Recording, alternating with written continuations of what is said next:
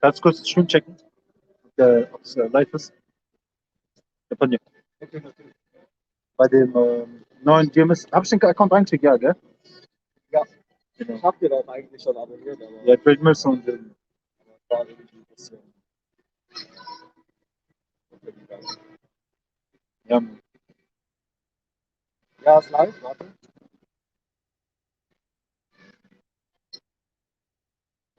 okay, good. Hey, Shalom. The GMS Germany camp out in the house and hedges again. First and foremost, we want to give all praise, glory, and honor, and thanks unto Yahweh, Ba'ashem, Yahweh Shai, Ba'ashem, Kakodash. Want to give double honors to the elders and apostles, give mercy and hosts of truth. Peace and blessed salutation, elect of their spenders, true sincerity, and also charity across the four winds, man. You know, so like I said, with the GMS Germany camp, the Hebrew Israelites out here in Germany again, you know, the prophesied down for its wicked kingdom, you know, and the coming of our beautiful kingdom. Like, start with 2nd Ezra chapter 6, verse 9, brother. So, you know, because hey, things are getting tighter and tighter, man. Things are getting tougher and tougher, you know. You really see that also in Germany, because what I just recently saw on Instagram, there's a certain store in Germany that has the 1G rule, man, which means only vaccinated people are allowed to come in, you know. So like, yeah, And what shop was it though? a coffee shop, yeah. Like a coffee shop. So the thing is, you are allowed to go in there to make like to give up your mail, you know, your boxes, because you got a little shop in there. You're allowed to do that. But if as soon as you want to, you know, print something or buy something from a shop, you're not allowed to do that. Only vaccinated people are allowed to do that, man. I'm just showing you, man. This is really what we're going, what it's leading to. This is where it's going to go down to, man. Because ultimately, all this leads to the Arfadita, which is the mark of the beast, man. I'll read that real quick. 2nd Ezra 6 and 9. Yeah, can start verse 7. 2nd Ezra 6 and 9. Start verse 7. Verse 7. Then answered I and said, what shall be the parting asunder of times?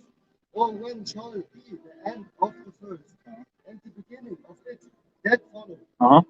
So Ezra was asking a question to the age of Uriel. So you know when is this time over, man? When our time gonna be? You know? And this is what we have to understand, man. So we see when the end of this kingdom gonna be now, the beginning of it that follows, man. We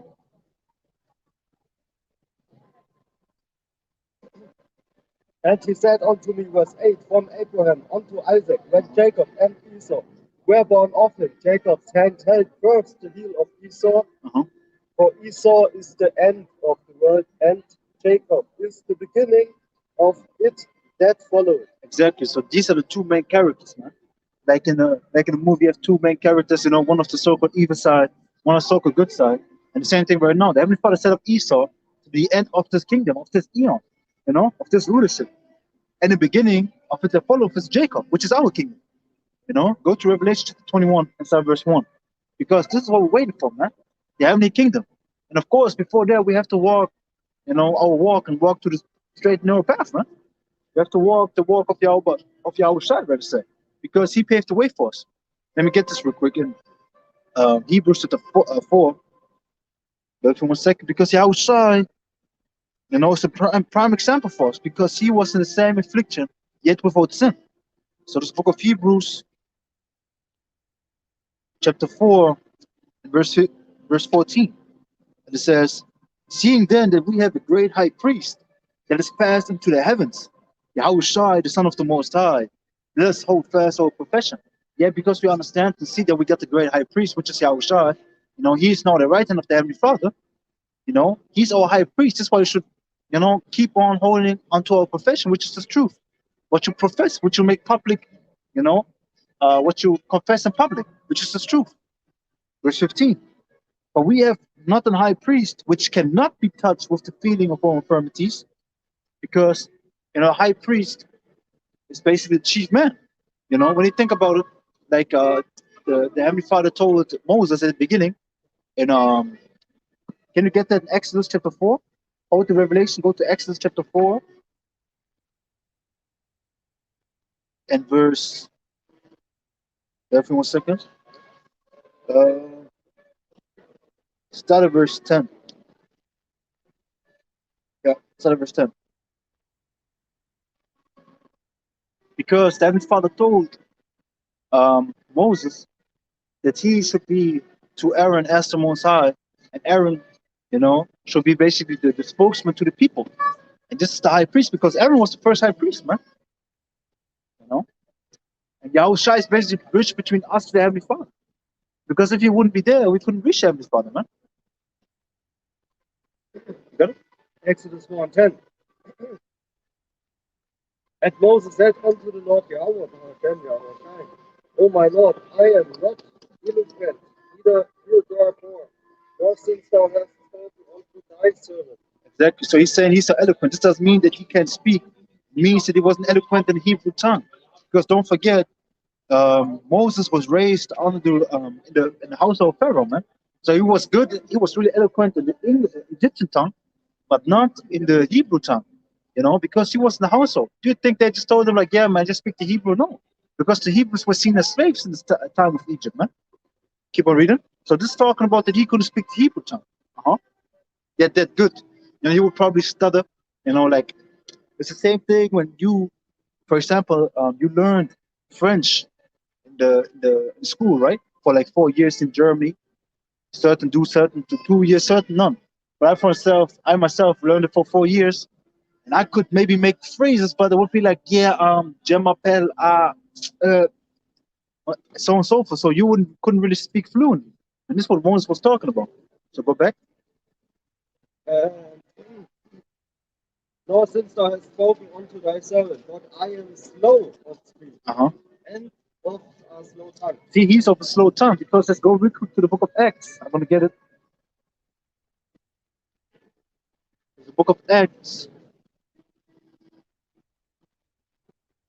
chapter 7, and straight to the point, verse 22. And it says, and Moses was learned in all the wisdom of the Egyptians and was mighty in words and in deeds. See, so to show you that it's not talking about that he couldn't speak, that he was like a dumb guy that can't speak. No, it speaks about that he couldn't speak the Hebrew tongue, man, because he was mighty in words and deeds, because he was learning the Egyptian ways, man. Keep on reading.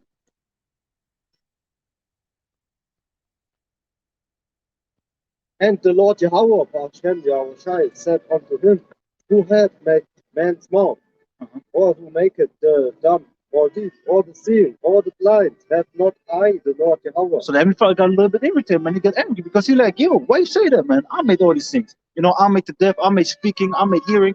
I gave you all these things, man. So how are you telling me you can speak, man? Keep on reading. Now therefore go, and I will be with thy mouth, and teach thee what thou shalt say. Keep on reading. And he said, O my Lord, Yahweh, send I pray thee by the hand of him whom thou wilt send. Uh-huh. You will? And the angel of the Lord Jehovah, Hashem, the angel, The anger. The anger of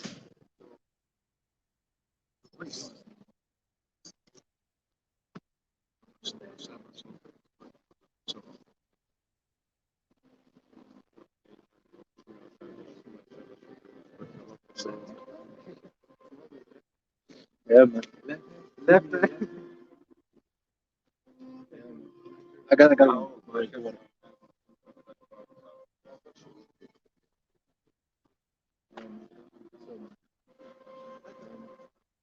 So, yeah, man. So we got the book of Exodus.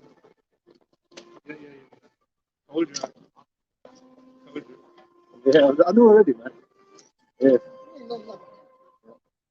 Go back to the book of Exodus because that's what you have to understand, man. You have to have faith in the Lord, man. Everybody can, empower you to do anything, man.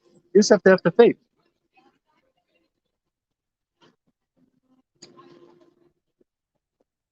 I think so when we use this time. Can you build it up? You done? What, you got it, man? You got Exodus 4? Come on, man.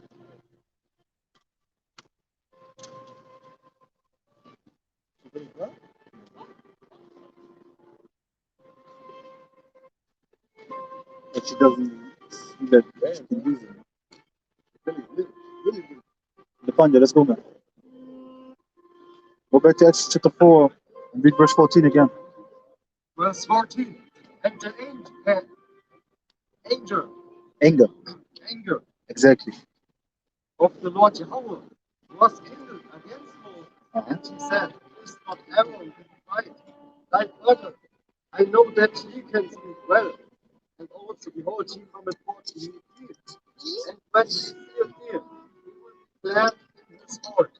Exactly. So he said, like, okay, then go to Aaron, Aaron the Levite, man. He's good in this, he's good in the Hebrew tongue, man, because he grew up among the Hebrews. Keep on reading. Points verse 16, but keep on reading to 17.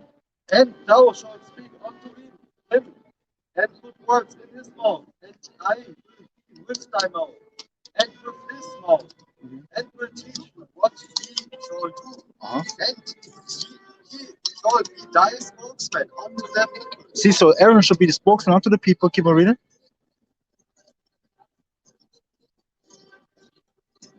And he shall be to thee instead of a mouth, and thou shalt be to him instead of God on the higher. Exactly. So he basically is speaking to the people. And more, like I said before, Moses is basically unto him as the Most High, man. And this is what you have to understand. So we have a high priest, which is Yahushua, which is the bridge between us, the people, and the Heavenly Father. Because he's the leader of our people. He's the leader of us. So now going back to Hebrews chapter 4 and verse 15. For we have not an high priest which cannot be touched with the feeling of our infirmities, but was in all points tempted, like as we are, yet without sin. See? So Yahushua is the perfect example for us, man. We should follow his perfect example and follow his footsteps, man. Because he basically paved the way for us, man. He showed us how to move and how to act, even though he was in the same affliction as we, or even worse than we. Because you have to understand, he had the understanding what is going on. He had to fully understand what's going on. And now, So good. got it? Yeah, yeah,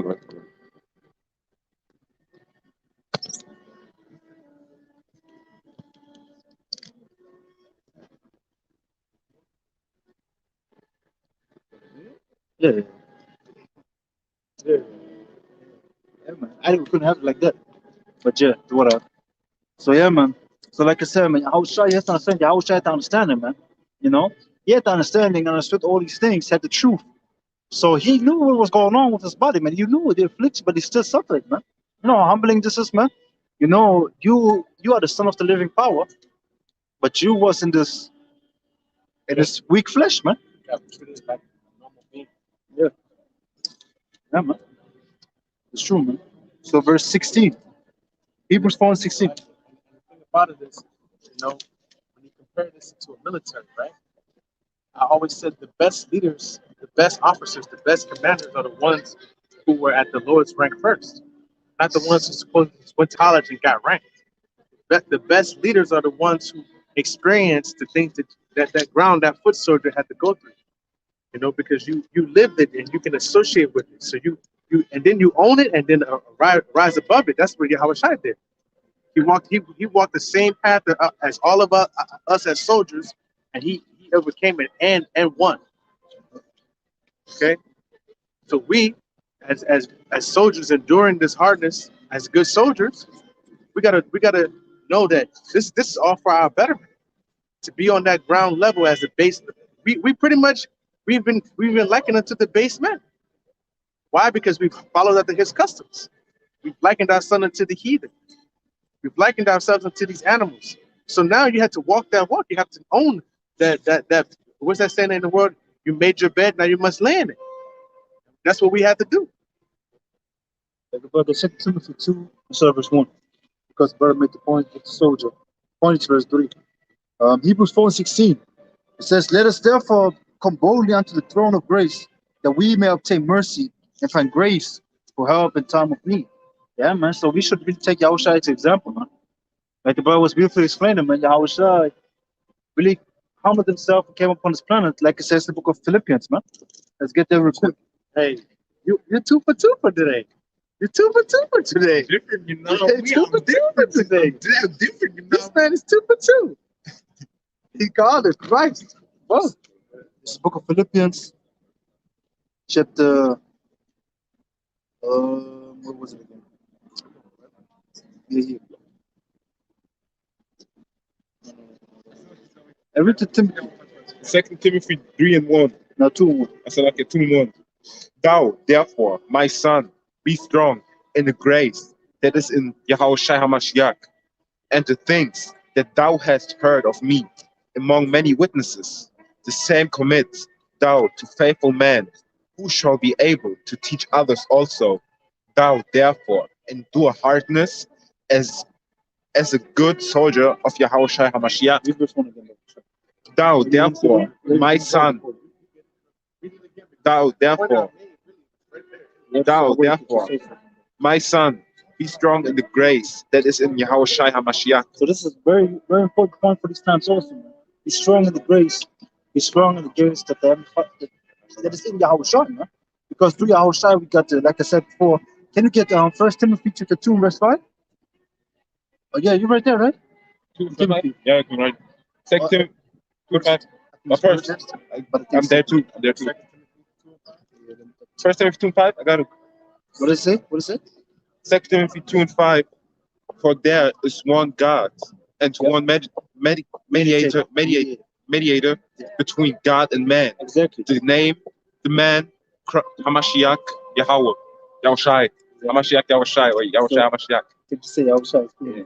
But hey, this is the thing, man. So Yahushua is in the middle of us, man. He opened the basically the mercy for us again. Because through him we got remission of sin. Through him we are able to repent from our sins, man. Normally we would have to make mass sacrifices, man. Just for our clothing, you wouldn't even allow to be wear this clothing, man. You have to have 100% of something. It's cotton, linen, whatever. Same thing with the food. You don't even know what you're really eating. You hope, you read the ingredients, you check things out, but ultimately, man, ready to a T, you don't know, man. You don't know what they put in there. You don't know what was touched with it. If there may be some pork in there. You don't know, man. Somebody who put it in the package was on a period. Exactly, man. You don't know. So we really need to learn mercy of the Lord. For example, like Subway, you think you can drink teriyaki? Yeah, it's man. coming up, there's pork in it, there's Yeah. horse in it. Yeah, it's like I was supposed to say. They're like, yeah, man. Back in the day, man, we thought when we ate Subway, we eating something healthy, man. We eat something healthy, man. Then we found out, man, tuna is not even when I check out the biology, it's not tuna, man. Same with the bread, and I think it's sweet. Was it sweet? Holland. In Holland? It's not counted as bread because so much sugar in it. In Holland, there's too much sugar in it, man. That's not even counted as bread, man. So they're like, yeah, man, it seems fluffy, man. It's tasty, right? You think you're eating good Subway. This is what they always back in the day said. It's healthy, man. Eat fresh. Yeah, exactly like that. Just a sandwich. Yeah, man. Can't be that worse. Yo, Subway, eat fresh. it's probably worse if you eat a bag of chips, man. God damn, man. But So this just shows you that the depths and the level of the devil. That he even got people thinking that Jared, the spokesman, he lost so much weight from eating Subway. You know what I'm saying? There was a guy, he was like 400 pounds, and they used him as losing weight as the spokesman for Subway. So he ate half a sub a day with chips and a drink, and he was living so a healthier lifestyle. But come to find out, you're eating fucking poison, man. The devil is a goddamn liar, man. He's telling you you're eating good and you're eating poison. It shows you, man. which one was it again? Wait, who's the thing? The devil's a liar. J. Cole, you doing whatever. Devils now what? No, Not Big Crit. It's what Big Crit. I don't know who was What's Big Crit? Or it was the game. Yeah, like that. Yeah, it was the game. Rick Ross. Yeah. It was the game. The game 2 called the song's called the game. Yeah. You got it from Hasbah. Yeah. Okay. But hey, Lafanya, get you real quick. 2 Ezra chapter 16, start verse 66, and then jump down to verse 74.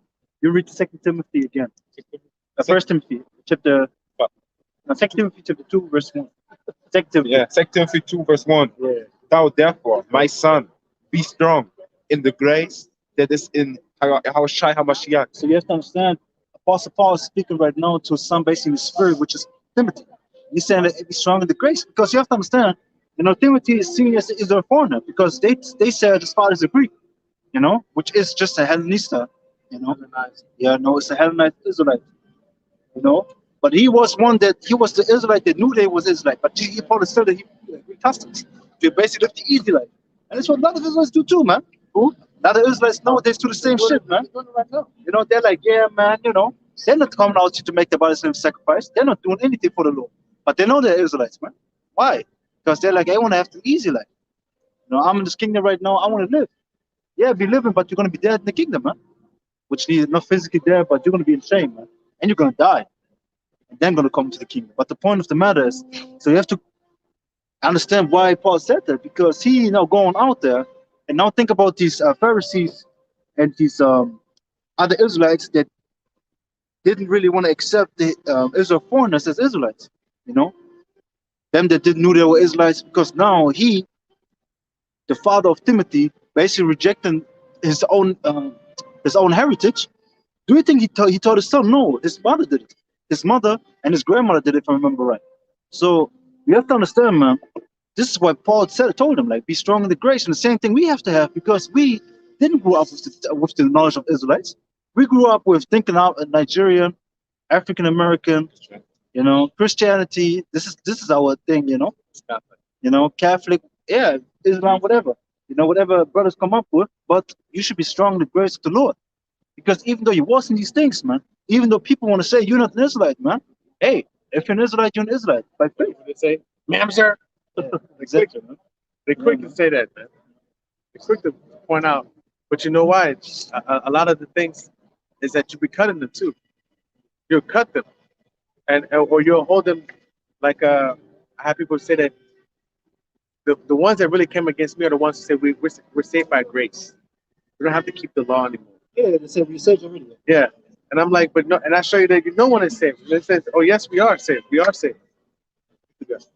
I saw a post earlier. There was written, you know, you're on the right track, on the right path when you find enemies.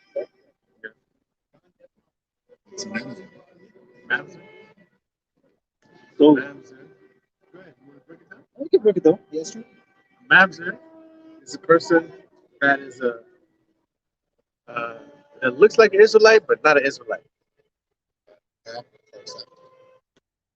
Like he the father and Israelite mother, for example, there. So if my father is Edomite and the mother is Jake, you know, They call me that. They call him that. They call him that. No, they didn't call you that because you took down for that. Yeah, man. I but said They called me that. they didn't call you that. Yes, when I put it in the when I said it in the video, and I said that the group in the comment board, yeah, he called me a Mamzer. I thought on the street. Because the thing is, you have to understand, when you look up what Mamzer, the blue letter, I don't forget you, the blue letter says basically an Israelite with a heathen mother, which makes no sense. Because let's go real quick to that. Give me First Kings, I think it was First Kings chapter 16, where it says the mother was Ammonitis. Man.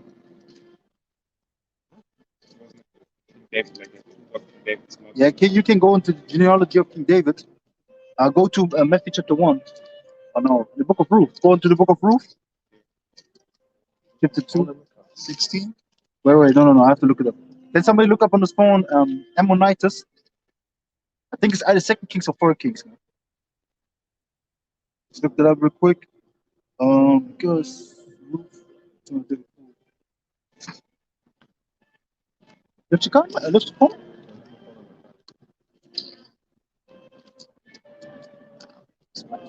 But when you go, for example, here, it says, read Ruth chapter 4 and start at verse 17. Sorry, 17. One of you found it? You got it? The Ammonitis? Come on, man. Let me just look for it. Ruth 4, 1 and 4. 4 and 17. Where just hold it real quick.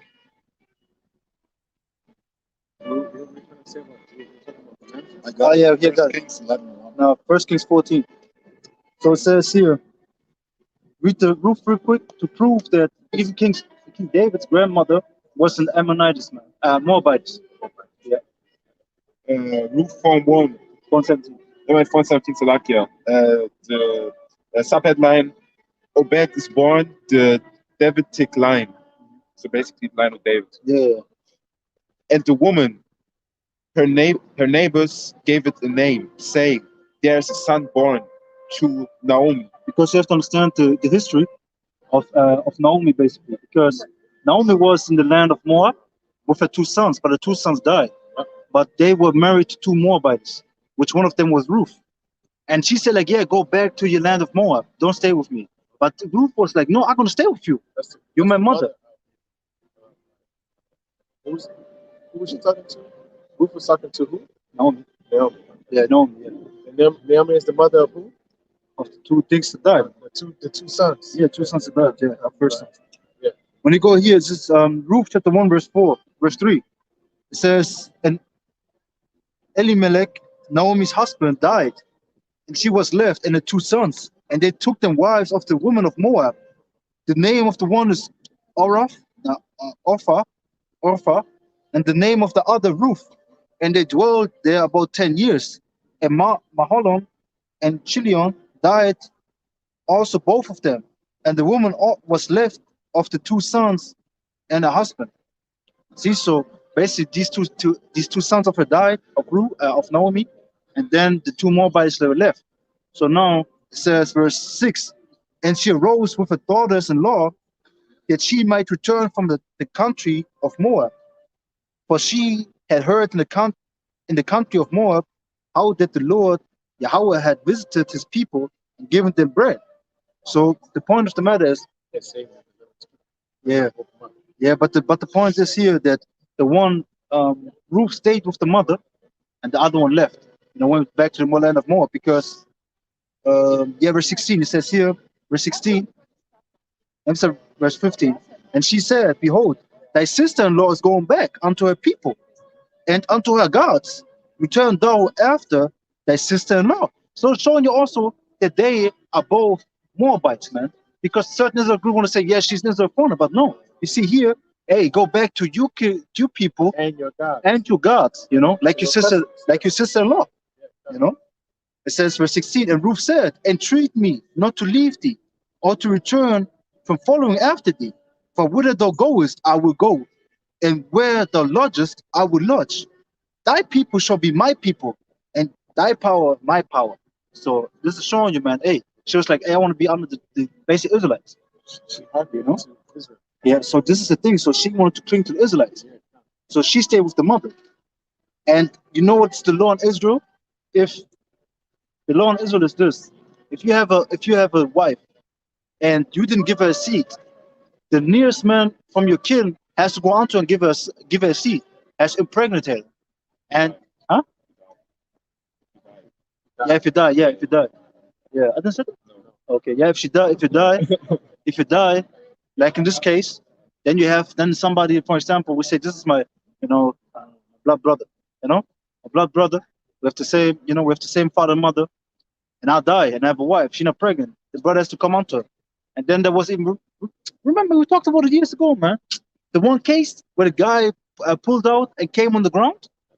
This is the account. This is the account. Yeah, yeah. This is the account because let me look for it. But remember, wasn't it the one where she asked, "Are you going to take your?"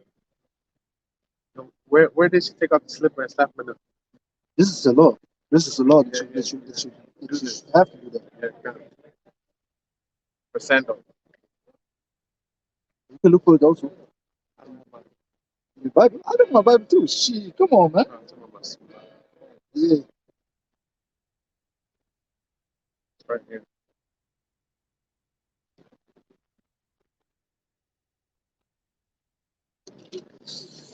Yeah. Um. So the point of the matter is that what the brother's trying to bring out is that the Hebrew, the Israelites, they are not all of the same nation. We the the the line of Israel can flow through a woman because that seed has been planted into the woman. So whatever the earth is, the seed has been planted. That's what's going to grow. That's the fruit that's going to bear. That's going to come to life. Go ahead. I asked even my older brother, he's 16 months older than me. And basically I asked him, and he's in the world for what it looks. Okay, can you tell me what a bastard is? And he even said it the correct way. It's an illegitimate child from not being married, basically. No, that's wrong. That's word. That's worldly. Listen, man, bastard is somebody without a father, man. That's a bastard. I have Yeah, but it's wrong. You know why? So what is a marriage? Because the most important thing is, what is marriage? What is marriage? Define sex. Okay, so if sex is marriage, how can you have an illegitimate child if you're not married? And you can have multiple wives too. So that falls out of the way too. So Yeah. if sex is marriage, how can I have an illegitimate child with a woman that I'm not married to? You understand? Huh? That's adultery. That's adultery. Yeah, that's one case I was thinking about. But when you really think about, because technically, what is it called? Because the bastard, think about it, right? I said it's basically a child without a father. So if you say that case, and the man sleeps with a wife, they would be both be put to death, and he would raise, or she would raise up without, grow up without the father, because she would be put to death and the father and the mother would be put to death because they committed adultery. You know, so it's the same thing. Yeah. So father, bastard is just somebody without the father. That's gonna be the case.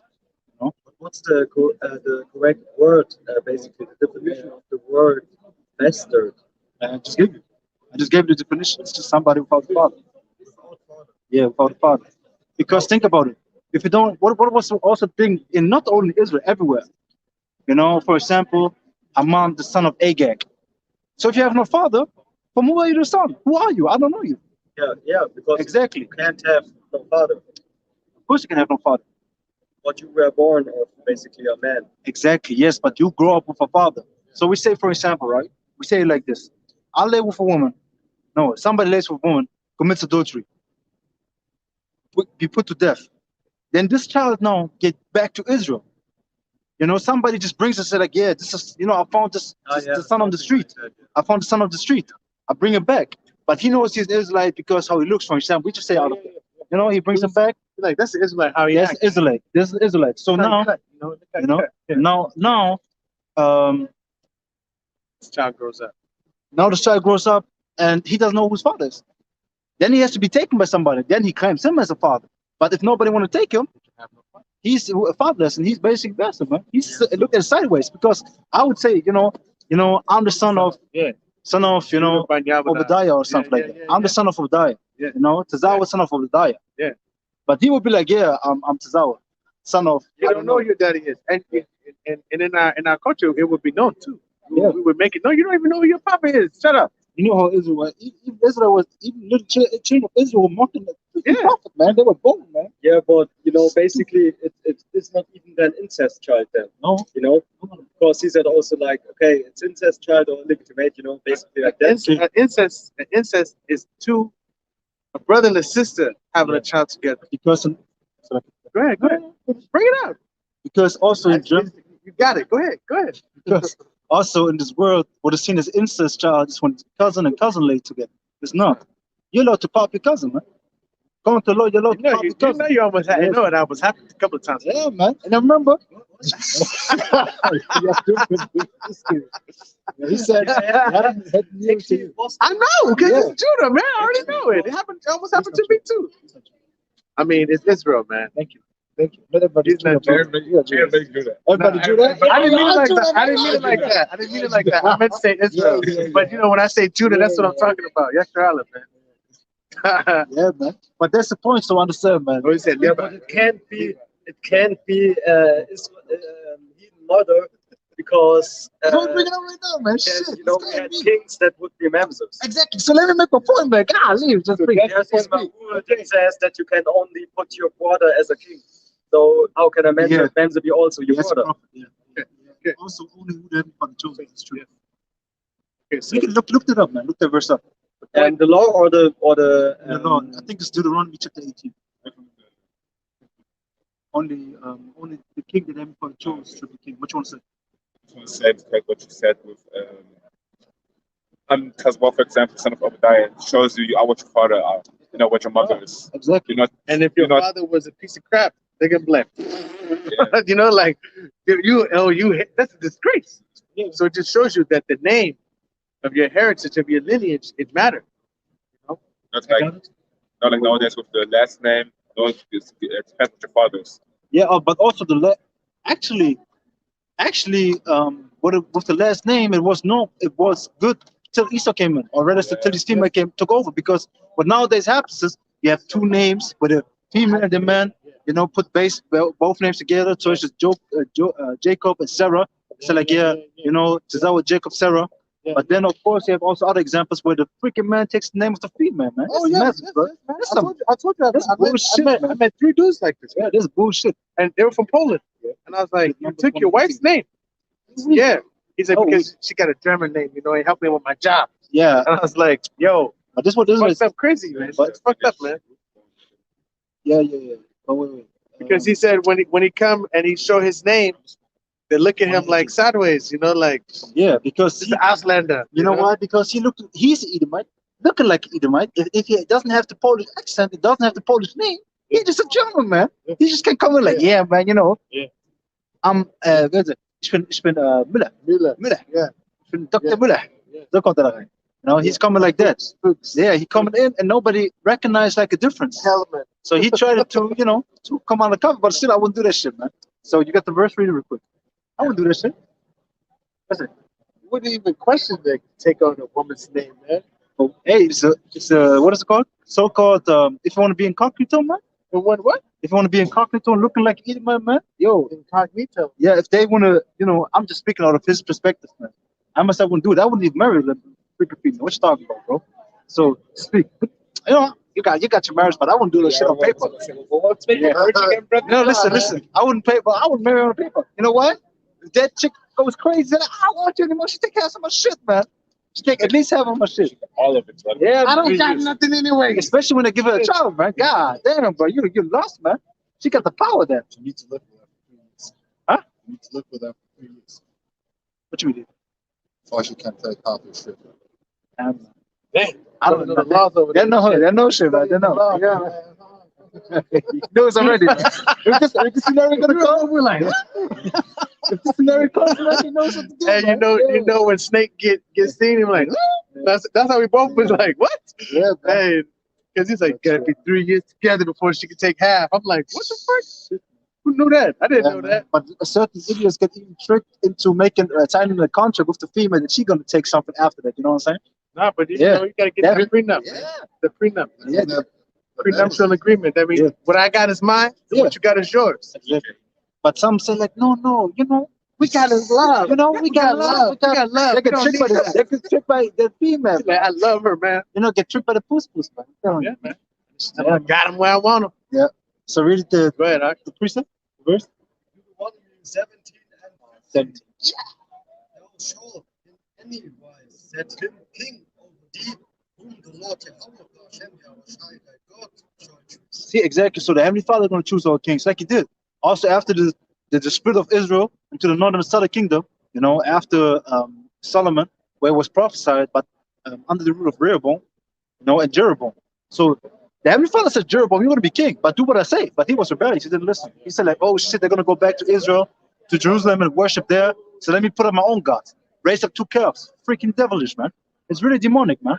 But the point of the matter is the Heavenly Father chooses a king. And He's only going to choose a king out of Israel, man. Because when you think about it, in the times of, what is it called? Even the times of the Medo-Persian Empire, the Greek Empire, no king of the heathens was set over the Israelites. He was king over all Greece, but there was no, I say, like a puppet ruler set up.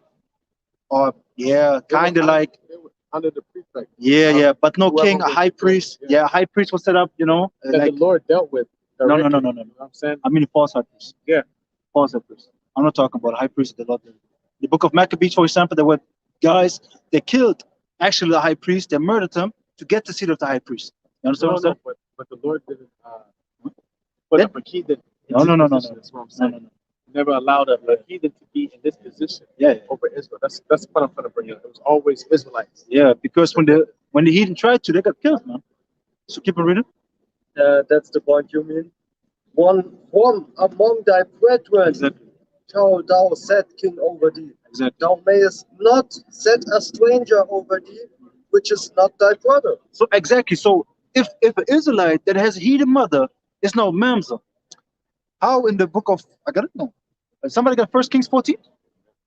Did somebody get it? Somebody get First Kings 14:21 was it? Yeah. So then according to doctrine, First Kings 14:21. And shit. Rehoboam, He's on his handy. the son of Solomon. Read it again, read loud. He quick, man. First Kings 14:21. He's quick, man. And Rehoboam, the son of Solomon, reigned in Judah. Rehoboam was 40. Rehoboam was 40 and 1 years old when he began to reign. Reign. So this basically after Solomon, Rehoboam started to reign when he was 41 years old. Keep on reading. And he reigned 17 years in Jerusalem. Yahweh, right? The city which the Lord Yahweh Hashem Yahweh did choose out of all the tribes of Israel to put his name there. And his mother's name was Naamah, an Ammonitess. See, so Rehoboam, the direct son of Solomon, was son of an Ammonitess. So if he be a member, how is he king then? Why didn't the Heavenly Father just strike him with a freaking lightning bolt then right there? Boom, dead. If it would be a heathen, according to your doctrine, because the Heavenly Father told us you're only going to set up a king from among our brethren, not from among the heathen, man. You know what argument they bring? Because it was King David's pure bloodline, it has to be an exception. It's not fucking exception. It makes no sense. They have more accounts where Ammonites. I think there's another account where Asa. It's a whole bunch of accounts where, or if you think about it, okay, so who was the first Israelite woman then? Huh? How though? How? They say the law was written down then this time. Oh, Like okay. all the women that Jacob had, because we're basically heathens. Exactly. That's really to our point. It's just Because so if the first Israelite was my sister, so who was I reproducing with then? If I'm only supposed to be with Israelite women, Israelites wasn't on the scene until my forefather was there. So the first Israelite woman was who? My sister. So if I'm only supposed to be with Judah, Benjamin, Simeon, how is that? Not even that. You should be only sticking to your tribe also. And you're only supposed to stick to Judah too. yeah. So how is that? That just shows you it doesn't make any factual credibility. There's no credibility there. Yeah, man.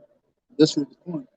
So you have to understand, man. And so that just shows you, Salaki, that shows you that you are what the seed of your father is. The lineage goes through the man. And that's why if we have, anytime these heathens look at us, we can say, you can show them your mother. And they're going to say, what? You're black. Because you got just a trap of, even if your mother is black and your dad is white, they don't call you white. They call you who? Black. If you understand what I'm saying. They call you black. It is what it is. Go back in the book of Numbers. Yes, number 1 and 18. That Numbers goes 1:18. what we just said.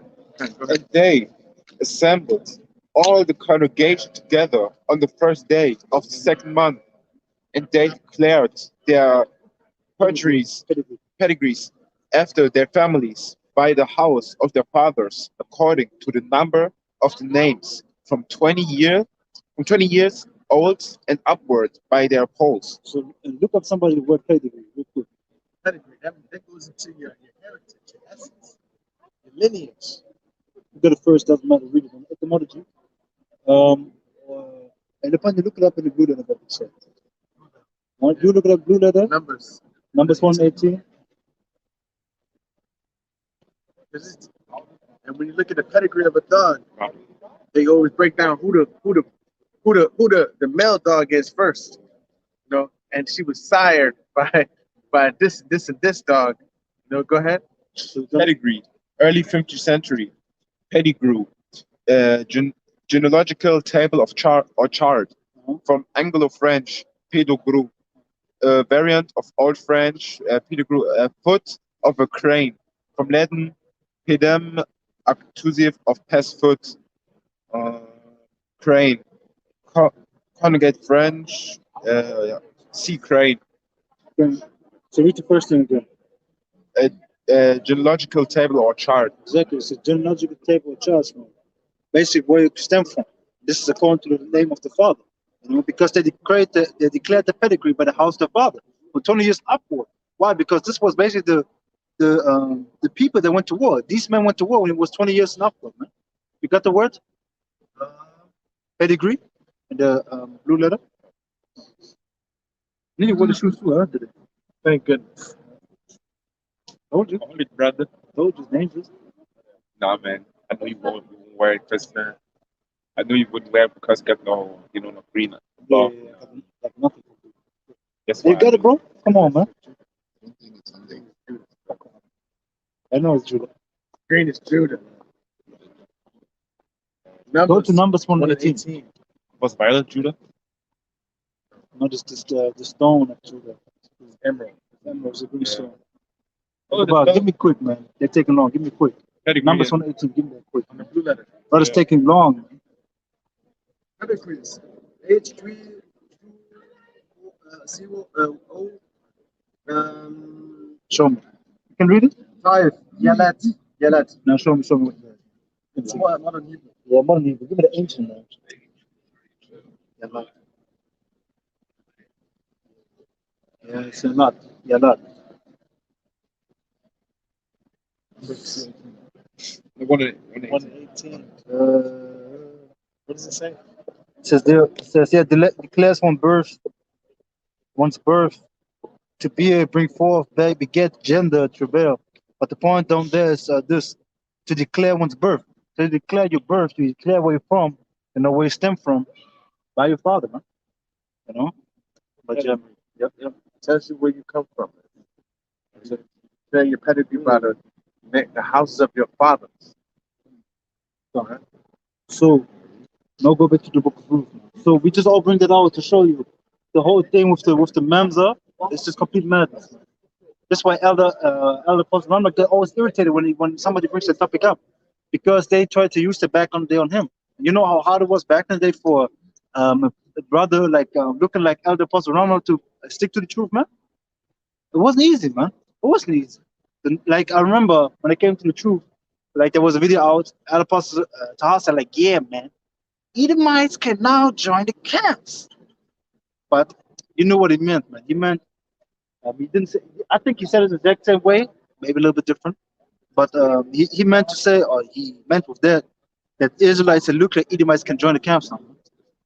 Because it was a dangerous thing, man. Now think about it. We say like, yeah, man, the so-called white man going to slavery, like with all these other nations. And then we got a so-called white man right next to us. They're like, hey, what you talking? Yeah, hypocrites, man. Yeah, hypocrites. That's right. Huh? Oh yeah, yeah. But you're still gonna take it though. But the thing is, so it would be a dangerous thing. But hey, we have to do it, man. Brothers are out there looking like other nations, man. And they are our brothers, man. It doesn't matter how they look. That's why I said also, going back all the way back to Timothy, be strong in the grace of the Lord. Because you may look like another nation, man, but be strong in the grace of the Lord. Yeah. You may see it as a curse, but actually you really be faithful even for me, man. Because even though you look like another nation, you look like a typical Edomite, man, you come out here and condemn them. You know how great this is, man? So read the rule. Great or brave? Great. I say great. And brave. It's both. Ruth 4:17. Yes. And the woman, her neighbors, gave it a name, saying, there's a son born to Naomi. And they called his name Obed. He is the father of Jesse, the father of David. See? What is keep on reading? Because it's gonna go into the general. Verse 18. Now these are the generations of Phares. Phares begat Hezron, and Hezron begat Ram, and Ram begat Aminadab, and Aminadab begat Nashon, and Nashon begat Solomon, and Solomon begat Solomon begat Boaz, And Boaz begot Obed, and Obed begot Jesse, and Jesse begot David. See? So, and the wife of Obed, of Boaz, was Ruth, man.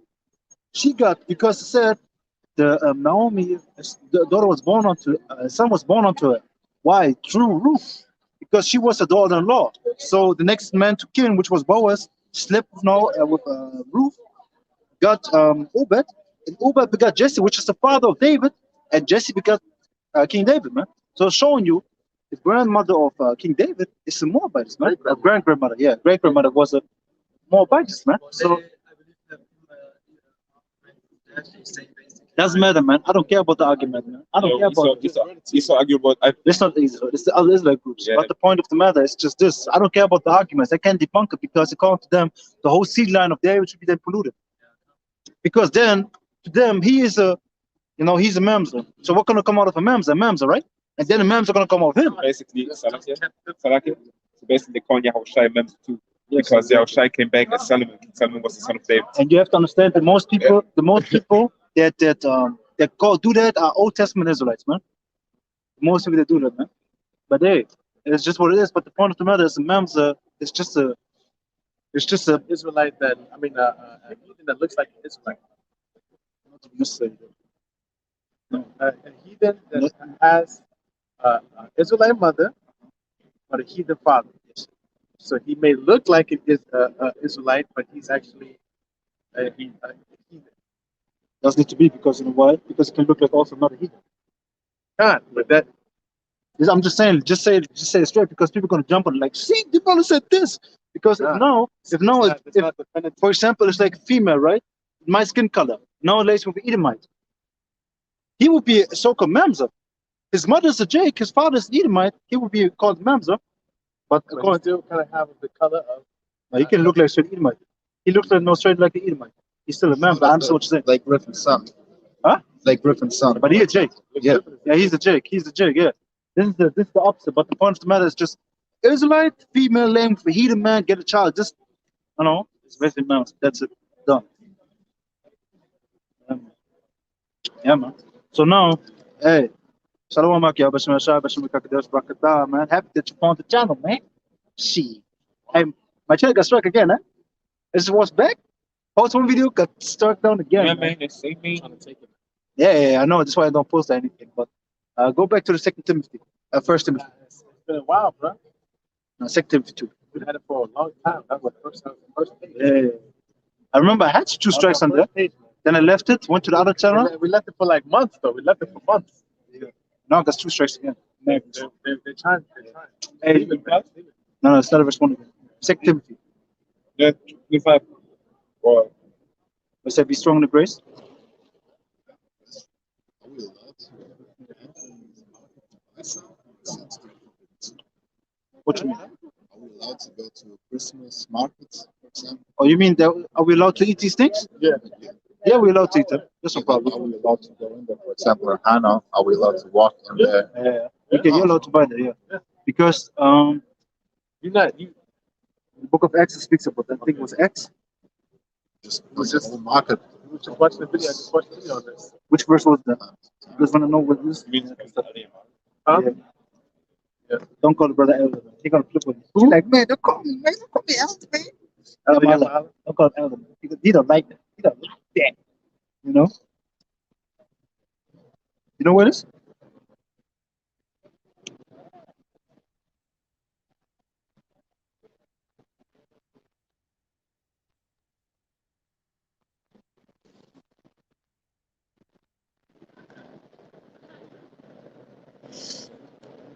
I think it's an Acts. But anyway, you look for it, or you wanna go into Going to what? into the Second Timothy? Or we still have? Then I'll look it up. and that too. Yeah, second me. 2-1. Yeah. That we had before here. Sorry? Second Timothy 2:1. Thou therefore, my son, be strong in the grace that is in Yahushua Mashiach, and the things that thou hast heard of me among many witnesses, and the same commit thou to faithful men. Exactly. So this is the thing, man. We should be strong in the grace because, like example, they just brought out with the moms, right? Somebody could just be like, yeah, man, you know, your father's Greek, right? You freaking Amazon, man. And you're like, shit, man. So Amazon is like, you know, the heavens can come upon you, but think about the grace of the Lord, man. You know, these people can call you what the fuck you want. If you believe in this truth, man, and believe in Yahweh Hashem Yahweh wholeheartedly, man, doesn't matter how you look like, man. Doesn't matter how your father look like, man. Your father can look like a straight Edomite, a straight Hamite, but at the end, through his lineage of his forefathers, he's an Israelite, man. Doesn't matter. But the point of the matter is you have to understand we have to be strong. So give me this 2nd Ezra 16, what I gave you. Yeah. Remember? No. Because the point I want to yo, can you give me the 2nd Ezra real quick? 2nd Ezra 16? Why you not remember? I told you. Give me 2nd Ezra 16 and start at 67, read to 68, and then jump down to 74. Second Ezra chapter 16 and 67. Behold, the Most High Himself is the judge. Fear Him, leave off from your sins, forget your iniquities, to meddle no more with them forever. Exactly. So shall the Most High lead you forth and deliver you from all trouble. Exactly. So leave your passions behind you, man. You repent from the sins, man. Leave them behind you. No, don't let anybody come like, yeah, man, but you did this and this back in the day. Yeah, but you repented from it, man. So leave it. Don't commit it again. Leave it behind you. Be strong in the grace. Jump to 68. Yeah, 68. 68. For behold, the burning wrath of a great multitude is kindled on us. Jump to 74. 74. Hear ye, O my beloved, saith the Lord Yahweh. Behold, the days of trouble are at hand, but I will deliver you from the same. Exactly. So the Lord Yahweh, you know, the Heavenly Father Yahweh, through His Son Yahweh, is going to deliver us from these things, man. He's going to deliver us, man. How? He's going to ultimately crack the skies and deliver us physically, but mentally we are free already. By the Pope over there. Yeah, that's the thing, the sign up there already. So we have to check if they come. You know. We're not in there. Of course, it's hanging right there, bro. Yes, over there. Of course, they came to me last week also. Yeah, but it's cool. So, read it again. Yeah, you see it over there? See the sign over there? It says The the red metal one? The metal one? Yeah, the metal. I was looking for the paper. That's right. No. It's the metal one. Read the 74 again, Bob. Second Ezra 16 and 74. Hear ye, my beloved, saith Yahweh. Behold, the days of trouble are at hand, but I will deliver you from the same. So pretty much that's saying that the days of trouble are at hand. The days of Jacob's trouble, the days of the great sorrows are at hand. But the Lord is going to deliver Israel out of it. Okay. Be ye not afraid, neither doubt, for the Most High is your God, and the God of them who keep my commandments and precepts, saith Yahweh power. Let not your sins weigh you down. Let not your iniquities lift up themselves. Right. That's the point, man. Exactly. That's the point. Don't let your past sins and your iniquities bring you down, man. No, don't let your sins weigh you down. Don't let your iniquities lift up themselves. Basically, take you over. Because like, oh shit, man, I commit all these sins. Commit so much wrongdoing, man. You basically put yourself down the drain. You put yourself down to the darkness, or rather, the demon puts you down to the darkness, and you're fucking lost, man. Because you leave off the light. The light is Yahweh Shai. Give me John 8 and 12 real quick. Because the light is Yahweh Shai, and he telling you, showing you, like, yo, listen, man, you got the grace through me. That's why we have to be strong in the grace. Because Yahweh Shai is the mediator between us and the Heavenly Father. And he walked perfectly, yes, but he told us still, like, hey, yeah, you're going to go off. This is John chapter 8 and verse 12. Then spake Yahweh Shai again unto them, saying, I am the light of the world. See, he's the light of the world. He that followeth after me shall not walk in darkness, but shall have light of life. The light of life, exactly. Because Yahweh Shai is showing you the light, man. You know, the Father give you Baruch 4:1. Baruch 4:1. You don't have to get. Let him get. Let him get. I for real, let him get. I know, man. I know. Should I enter rules? You got the thing. What is it? Yeah, two. The one First Corinthians 1 and 10, and verse 28 to 31, or First Corinthians 8. Let me check this out. No, but First Corinthians chapter 8. Should I finish at 6:30? Yeah, in a second.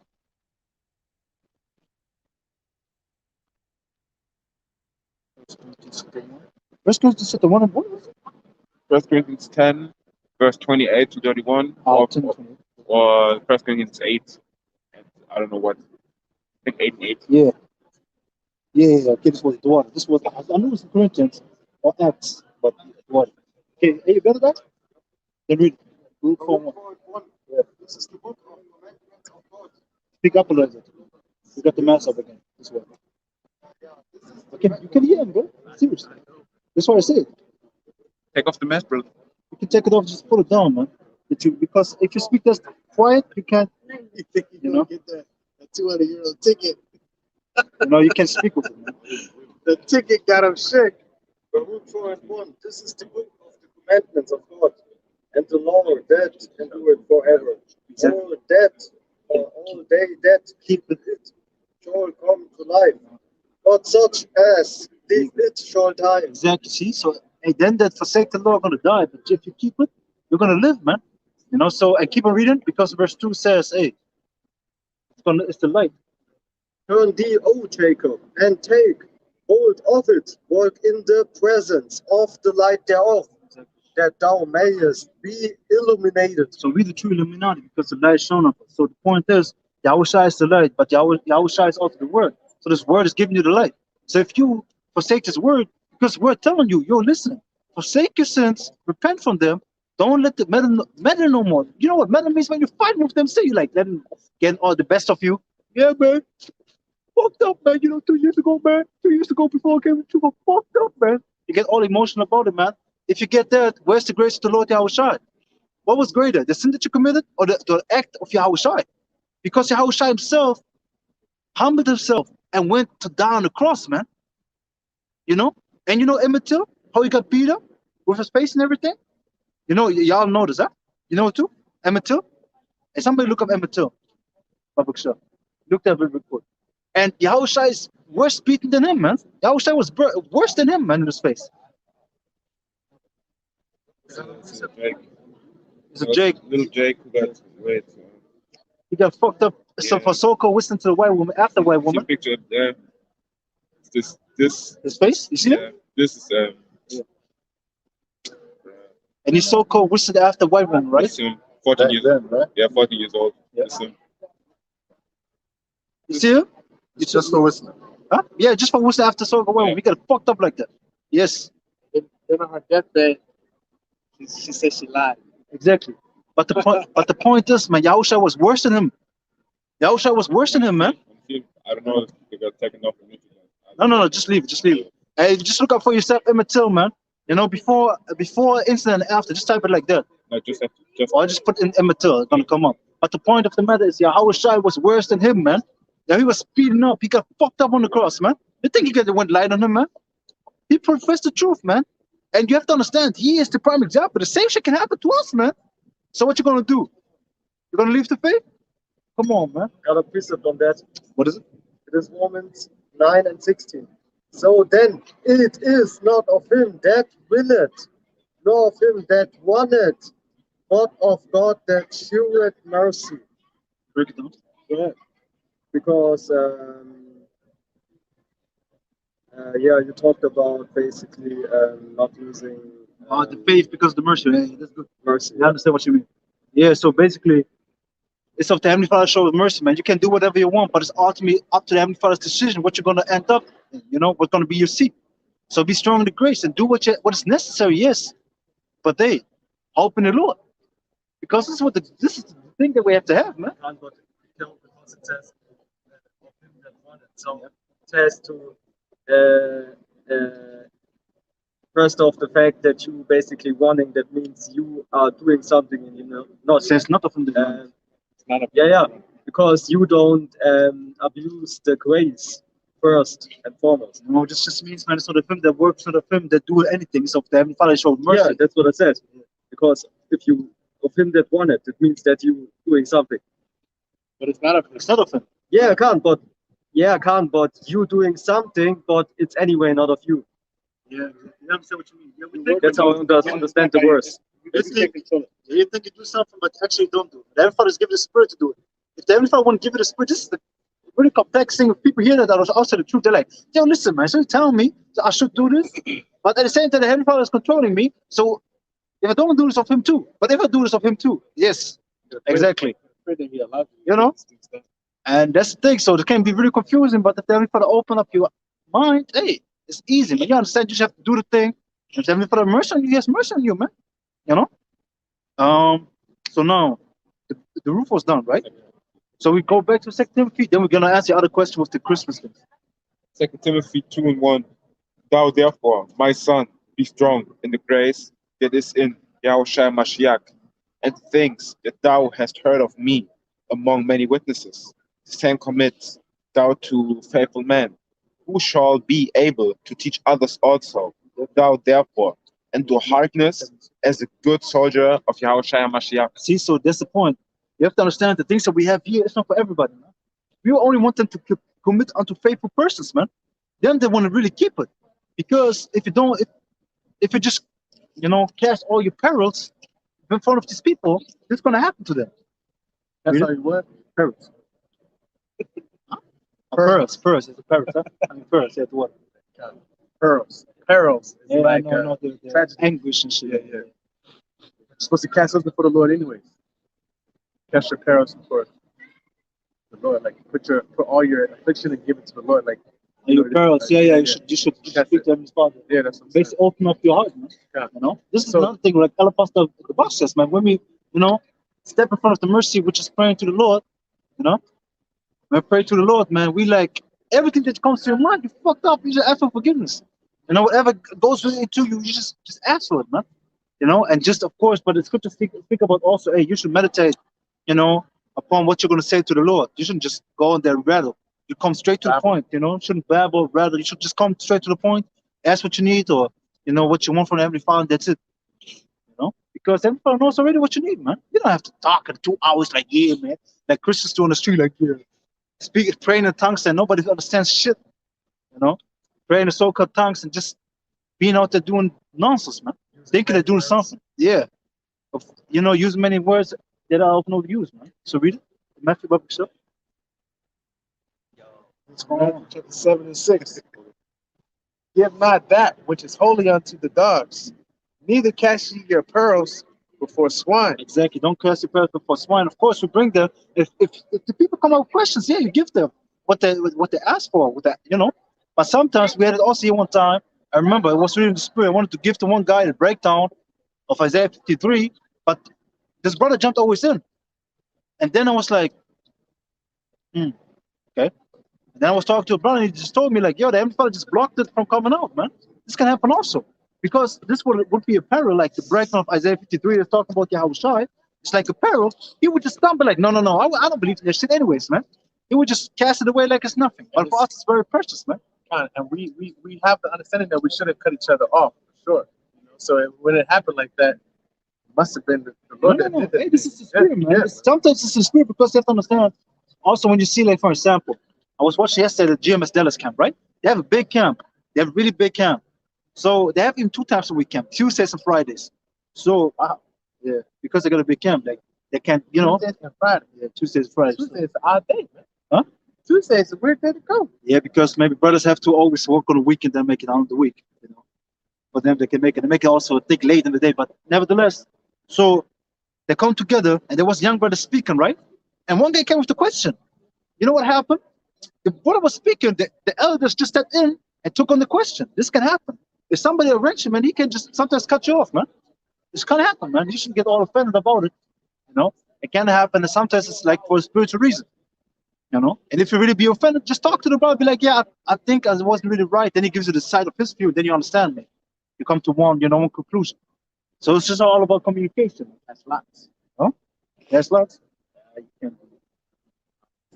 Yeah, but yeah, man. So this was done. Lest they trample them underfoot, under their feet, and turn again and rend you. Exactly. So they can't just destroy them, come back like even more. They act like it's nothing. It's also like you clean a swine, right? Clean the swine. The swine just when they clean it, bro, it's gonna go right back to the slum. It makes no freaking sense to tell them because they're just gonna go back to the folly, man. So now, this was done. We go to the book of First Corinthians. I go back and read it. First Corinthians chapter 10. Let's start at verse 23 to answer your question about the Christmas marketings. Just to keep it short and give you the answer already, it's like this. Start at verse 23. We have to read down all the way. So The point is that you can eat these things, yes, but don't celebrate the holidays. What do you mean, like celebrate? What do you mean celebrate? What do you mean? Don't celebrate them and don't come 10 on and, the spirit of Christmas. 23. Like, yeah, man, Merry Christmas. Oh, yeah. Just go there, eat, chill, done. Go home, man. Yeah, leave, man. You shouldn't be all in this vibration of them. Because then ultimately you worship the God also, man. That's what you have to consider. So if I go there, is it celebrating? No, I just told you you can eat it. It's asking redundant questions that I've been asked the same question. Yeah, I would just tell them no. I just give you the answer, man. Then think about it. No, shit, man. So go and start celebrating. Huh? No, go to celebrate. No. Because, like, for example, also Elder Tom, right? I remember it was like 1 or 2 years ago, he was going to a Thanksgiving eating. And so, for example, it's like a bigger, because most of the time when it's a Christmas party, there's a lot of people, right? You just go there, eat, talk to people, and then you go home, man. Majority of the time they know you're an Israelite. Yeah. Basically, don't celebrate in your heart. Yeah, exactly. Like that. You shouldn't just worship them. This idol. Don't. Just keep it. Go there, pray over the food. It's very important. Pray over the food. Bless it, eat it. And make sure that you don't eat freaking pork shit. Abomination. Be sure. Be cognizant of what they're feeding you. Huh? You never know, but just double check. I would just, what you can do with that? Like, for example, you just ask, like, who cooked that? Who cooked that, man? What did you put in there, man? Looks really delicioso, man. Looks really delicioso, Yeah, Like that. Then you're like, I put pork chops in it. Oh, really, man? That's good, man. That's good eating, man. That's good. Enjoy. Then you just go to another plate, man. Yeah, man. Be wise, just like the told this brother. You have, like, you have a card, you play poker or something, or like, even make it easier. Yu-Gi-Oh, right? Listen, when you play Yu-Gi-Oh, you don't Show your face. you don't show your freaking cards, man. Yes, great. You don't show your freaking cards, man. You put them. Sometimes you what is it called player cards, monster cards. You fight with it, but then you have the secret card like the traps, and the magic cards and shit like that. You put them under that nobody knows what's going on. This is what you should do. Never played Yu-Gi-Oh around here. Okay. Do you not? Okay, then fuck it. Anyways, like poker, poker, right? Poker. I like a football. Okay, wait. Which card game you know? Uno. Okay, Uno. Same thing, same principle. So in Uno, right? You have your card. You have maybe Break it down. So like it. You have maybe That's 4. you have the what is it called? The +4, +2, +3, and then you have maybe some reds there, right? You don't show them like you have reds because then you're gonna put the red block out there. You understand? You're trying to change the color. Exactly. So you just give him what he needs to know. You just give him like, you give the 4 cards, the 3 cards, the 2 cards. Then you got the reverse card, so on and so forth. You do it in your pace, but you don't show him them your cards. You're just gonna be like this, like, yeah, look at my cards. I'm just gonna beat you. No, do that. Never heard of bluffing? Was that Bluffing? Yeah. You know what a bluff is? Okay. So you got to bluff when you're around them. You got to be Clark Kent. But in that same, just be wise with it, man. this use the word not abusing? Yeah, man. Be wise with it. You hungry. You ain't got no food in your house. No. You know what I'm saying? They got six trays of food over here. You know what I'm saying? You know it. I ain't got no food in my house. So when I go home, my stomach gonna be growling. Why not eat there? Why not eat there, man? You don't have to be straight up. And this is another thing. With Boyle made a beautiful point because think about it now, right? You live under the roof of your parents. Now your parents be like, okay, we got the Christmas time coming. I'm gonna cook for 3 days. You don't have your own money, and the shops are closed. So you can do it. You can fast for 3 days, but maybe you have to work or I don't know. Or you just eat the food. You can just eat the food. And this is really what's going on because people want to be over righteous. You shouldn't be like that, man. But the point what you said was just straight up. You don't have to be straight up. People come to me be like, yeah, what you doing here? Police comes. I just tell them we preach the Bible. Done.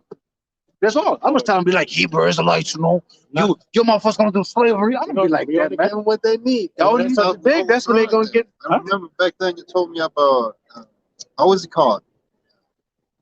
The first dude that got you into the truth. Oh, you mean yeah. He was always straight up too. I thought we were supposed But to where be you like at now? Nah. He was more like screaming at you.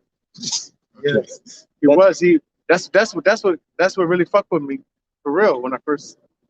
Because I thought that's how you had to be, and I'm like, yo, why? Why you got to be like that? So I thought like I can't do that. I can't do it on that level, so I can't hang. I can't hang. So why would I put myself in that position? And you see, if I was a weak brother, I could have completely just turned my back on that. But I didn't. I prayed to the Lord to give me. I even asked for forgiveness that I couldn't withstand that fire. So But you have to understand also, when brothers come to the truth and they are really without guidance. Yeah. The other things that they're gonna do is not really right. Yeah. We're gonna make mistakes, man. So I can't really be always like, yeah, back in there. No, listen to what we say right now. You know what I'm saying? That's the thing. we walk that walk. Yeah. We walk But- that over righteousness walk too.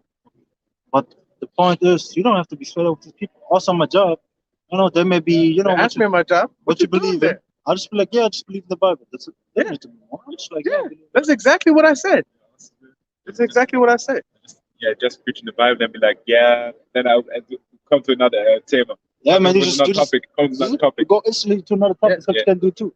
But you just answer questions. Listen, they ask you a question straight up, right? What you doing? Oh, I'm reading the Bible. They don't ask you, I read Hebrews like that. That believes the downfall of the Edomites. They don't ask you that. They don't ask you that. We're not gonna fall down. They don't ask you that. They ask you straight up a question like, yo, what you doing there? What you doing? Oh, yeah, I just, stand out here and profess what I believe in the Bible. And then even the daughters of the people, they ask like, that's a superhero right there. Yeah, man. Because the Bible thinks like, You know what I'm saying? So, you see a superhero. Yeah. This is another thing. You just have to. Let me give you Matthew chapter 10, verse 16, real quick. Because this is what you have to apply, man. This is what you have to apply. Have this always in your mind.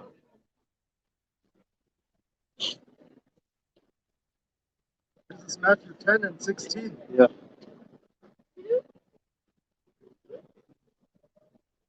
I was thinking also about.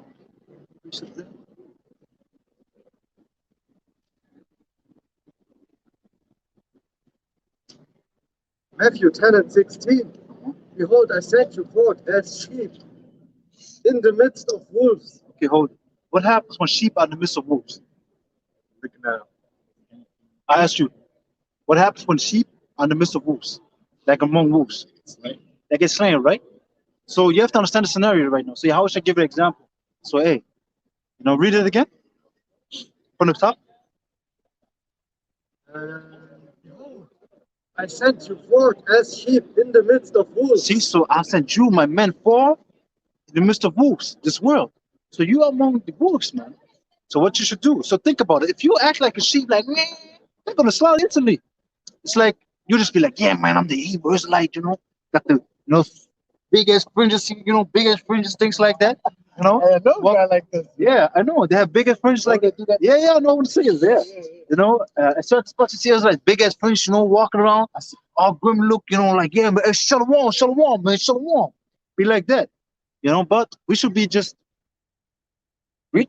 This is what we should be. I was doing that also sometimes. Exactly. See, I had a card on my backpack for my YouTube channel.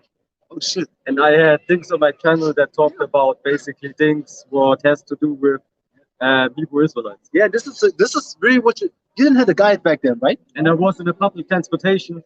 Basically, I went out. I saw all the people basically looked at and found, oh, this channel, people not stupid. They look on this channel Yeah, they're like because curious. you have two YouTube channel. They think you are basically doing whatever. Yeah, but the And thing is, then how they look? Basically like this. exactly. Like, what the fuck is this? Yeah, exactly. You just bring hell upon you, man. And then he says, I'm presenting myself as a living sacrifice. And the other thing is also, Who did this? oh yeah, I know. And Put I'm it just on old, man. On the train Yeah. with posters on the floor talking about with the devil. Our posters. Remember the posters that we sent? Yeah, He printed it out, and he was on the train doing a lesson with the posters. Give me translation. Nah, he was on the train, man. He was on the train, bro. I don't Yes, he was on the bus. One of the two, and he was talking about this on the. Oh yeah, on the bus. He was sitting on the bus. He was sitting in the bus, And he had the poster right there, just like sitting there. So he's like, he presented himself a living sacrifice. I'm like, you're asking for trouble, man. Who Go was ahead. it? Who else, man? You know who? Oh, okay. Yeah, but the point is, you wasn't for the guide back in there, right? You didn't have a guide by somebody. You wasn't guided by somebody. Guided you. Me, yeah, I was alone, yeah. Yeah, you was alone. You had no guide. That's why you do things like that, man. You do things that are not really. They're gonna cause you, bring you to struggle because you're like, okay, is it right or wrong? I just feel like it's right, so I'll go and do it. That's why you need always a guide. You always need to, apply. Like a young buck. Yeah, you need to be guided. Man. I'm here. I'm Israelite, man. I don't care who knows. I was there. I wasn't that. I was there. Been there, done that. Then you lose the job, and that's just how you lose the job. You lose everybody. You start cussing at everybody. Hey, Edomite. You know you're going into slavery. Come here. You're going into slavery, Edomite. You just have problems. Police be calling your ass.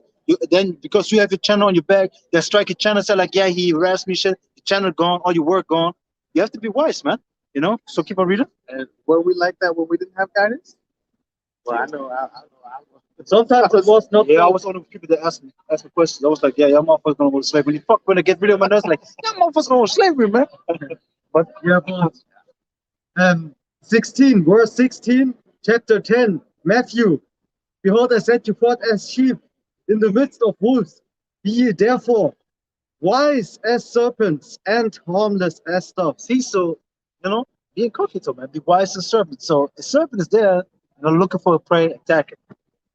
So we're lying to wait. Exactly. You should just lay low like a serpent, man. Come out here to teach, do your lessons, but don't be the super ultimate Israelite, man. Because you're an Israelite, also what you have to understand, it's not your outward appearance. It's the man inside. Because hey, Gabal, give me Ephesians 4, verse 22 real quick. Because you have to be the new man, Because people want to show outside. Can you give me Matthew chapter, what was it? Oh, it's funny right now. What was it again? I think it was 18. Large border of the garments, man. What was it again? Or was it 20? Wait, let me look this up real quick. Because there were Israelites out there, they were like on the ultimate tip, like their large border of the garment got super bright, robes, super bright, have super long garments, like on the catwalk or the red carpet. They have the super long garments, shit like that. And then they have the big ass furniture down there that I know, like, yeah, they're the super Israelites. And we should be in that spirit, man. I see. Not. Yeah, they have to. Yeah, Saw that on Instagram. They set up shops for that. Is it? Now buy these garments online. What is it? On Instagram. I saw some pages. IUIC. Matthew 23:5. 23:5. What's going on? Yeah, I don't know what it is. You look at fake ass. My spirit told me to look up. When I looked up, it was looking right now. Can be. I don't know what it is, man. Read it. This is Matthew 23:5. That's what I was speaking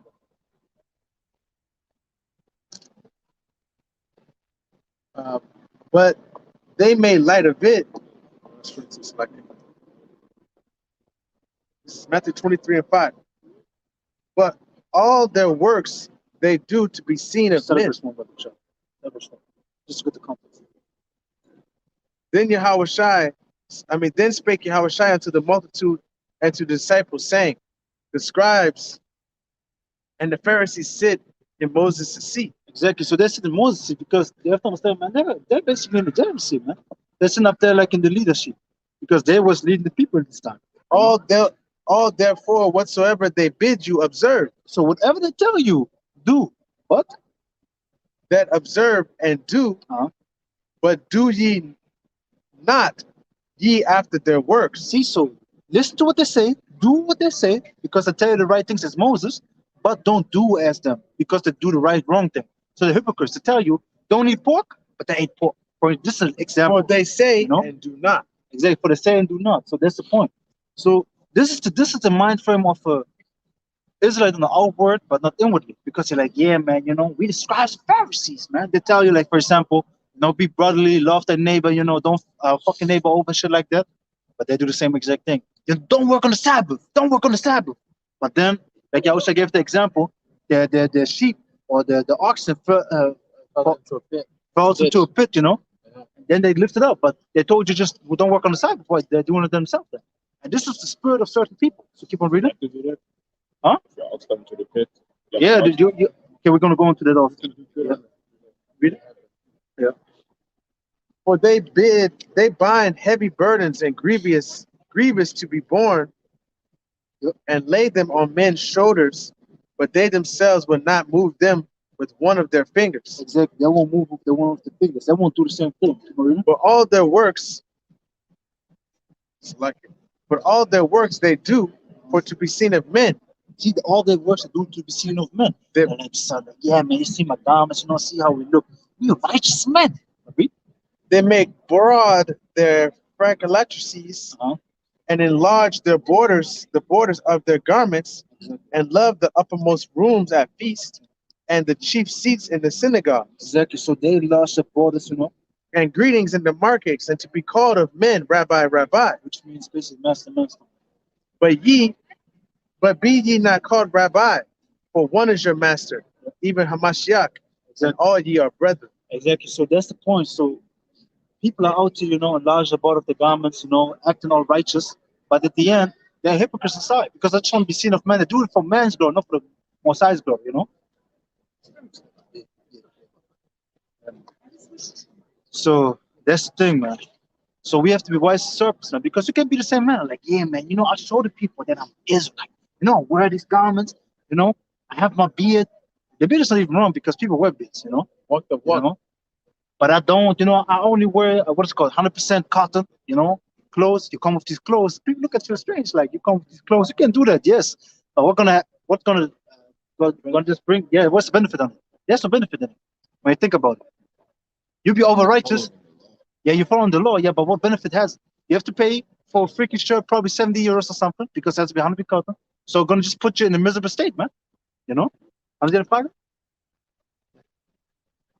Wir haben nur die Gemeinschaft hier. Haben keine christliche Gemeinschaft hier. Ja. Wir glauben an die Bibel, aber nicht an die Lehre von den Christen. Genau. Weil zum Beispiel die Christen glauben in die Hölle, aber wir glauben nicht an die Hölle. Ein kleines Beispiel zum Beispiel. Weil die Hölle bedeutet einfach nur der Tod, wenn du stirbst. Weil wenn wir sterben, geht unser Spirit zum himmlischen Vater. Und er bleibt da, bis wir wieder auf die Erde gesandt werden. Zum Beispiel sowas. In Regeneration oder Regeneration. Glauben wir zum Beispiel, nur als kleines Beispiel. Genau. Ja, ja wir sind hebräische Israeliten. Genau. Noch nie? Ja. Ja, genau. Ja. Mhm. Genau. Ja, wir sind hebräische Israeliten. Glauben an die Bibel, ans Alte und Neue Testament. Und das ist das. Genau. Schönen Tag noch. Okay. So, going back to the topic. That we was going into. Give me Ecclesiastes 7:16. Give that real quick. Go where it says, don't be overrighteous. Because this is what we speaking about. Yeah, you can do that. If you have the money, you can do it too. But think always about your position. You have a low income, you can make barely your things, so you wanna, you know, spend all the money on the clothes. And then at the end, they tell you 100% cotton, but you go deeper into it. It says like, yeah, man, they use polyester for this and this. So you have a unclean garment again. You understand what I'm saying? The band around the neck is Yeah. is Polyester or whatever.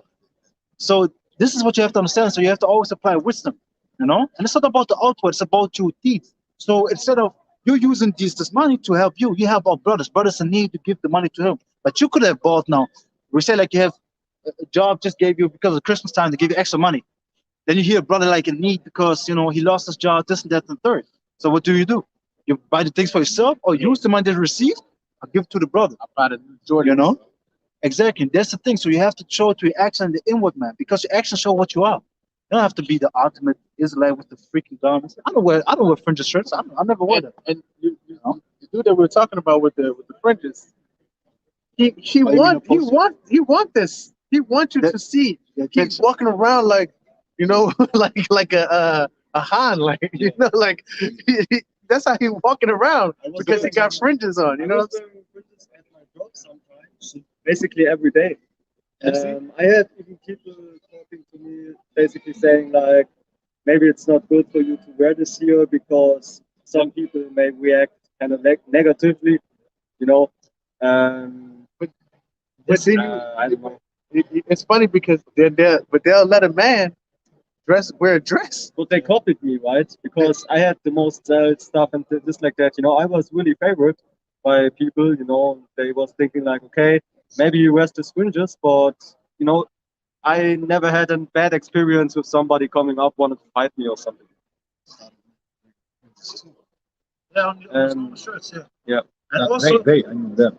Huh? The other people. you mean other people had No, fringes? no. He said And they it was copied at my telephonist job, you know.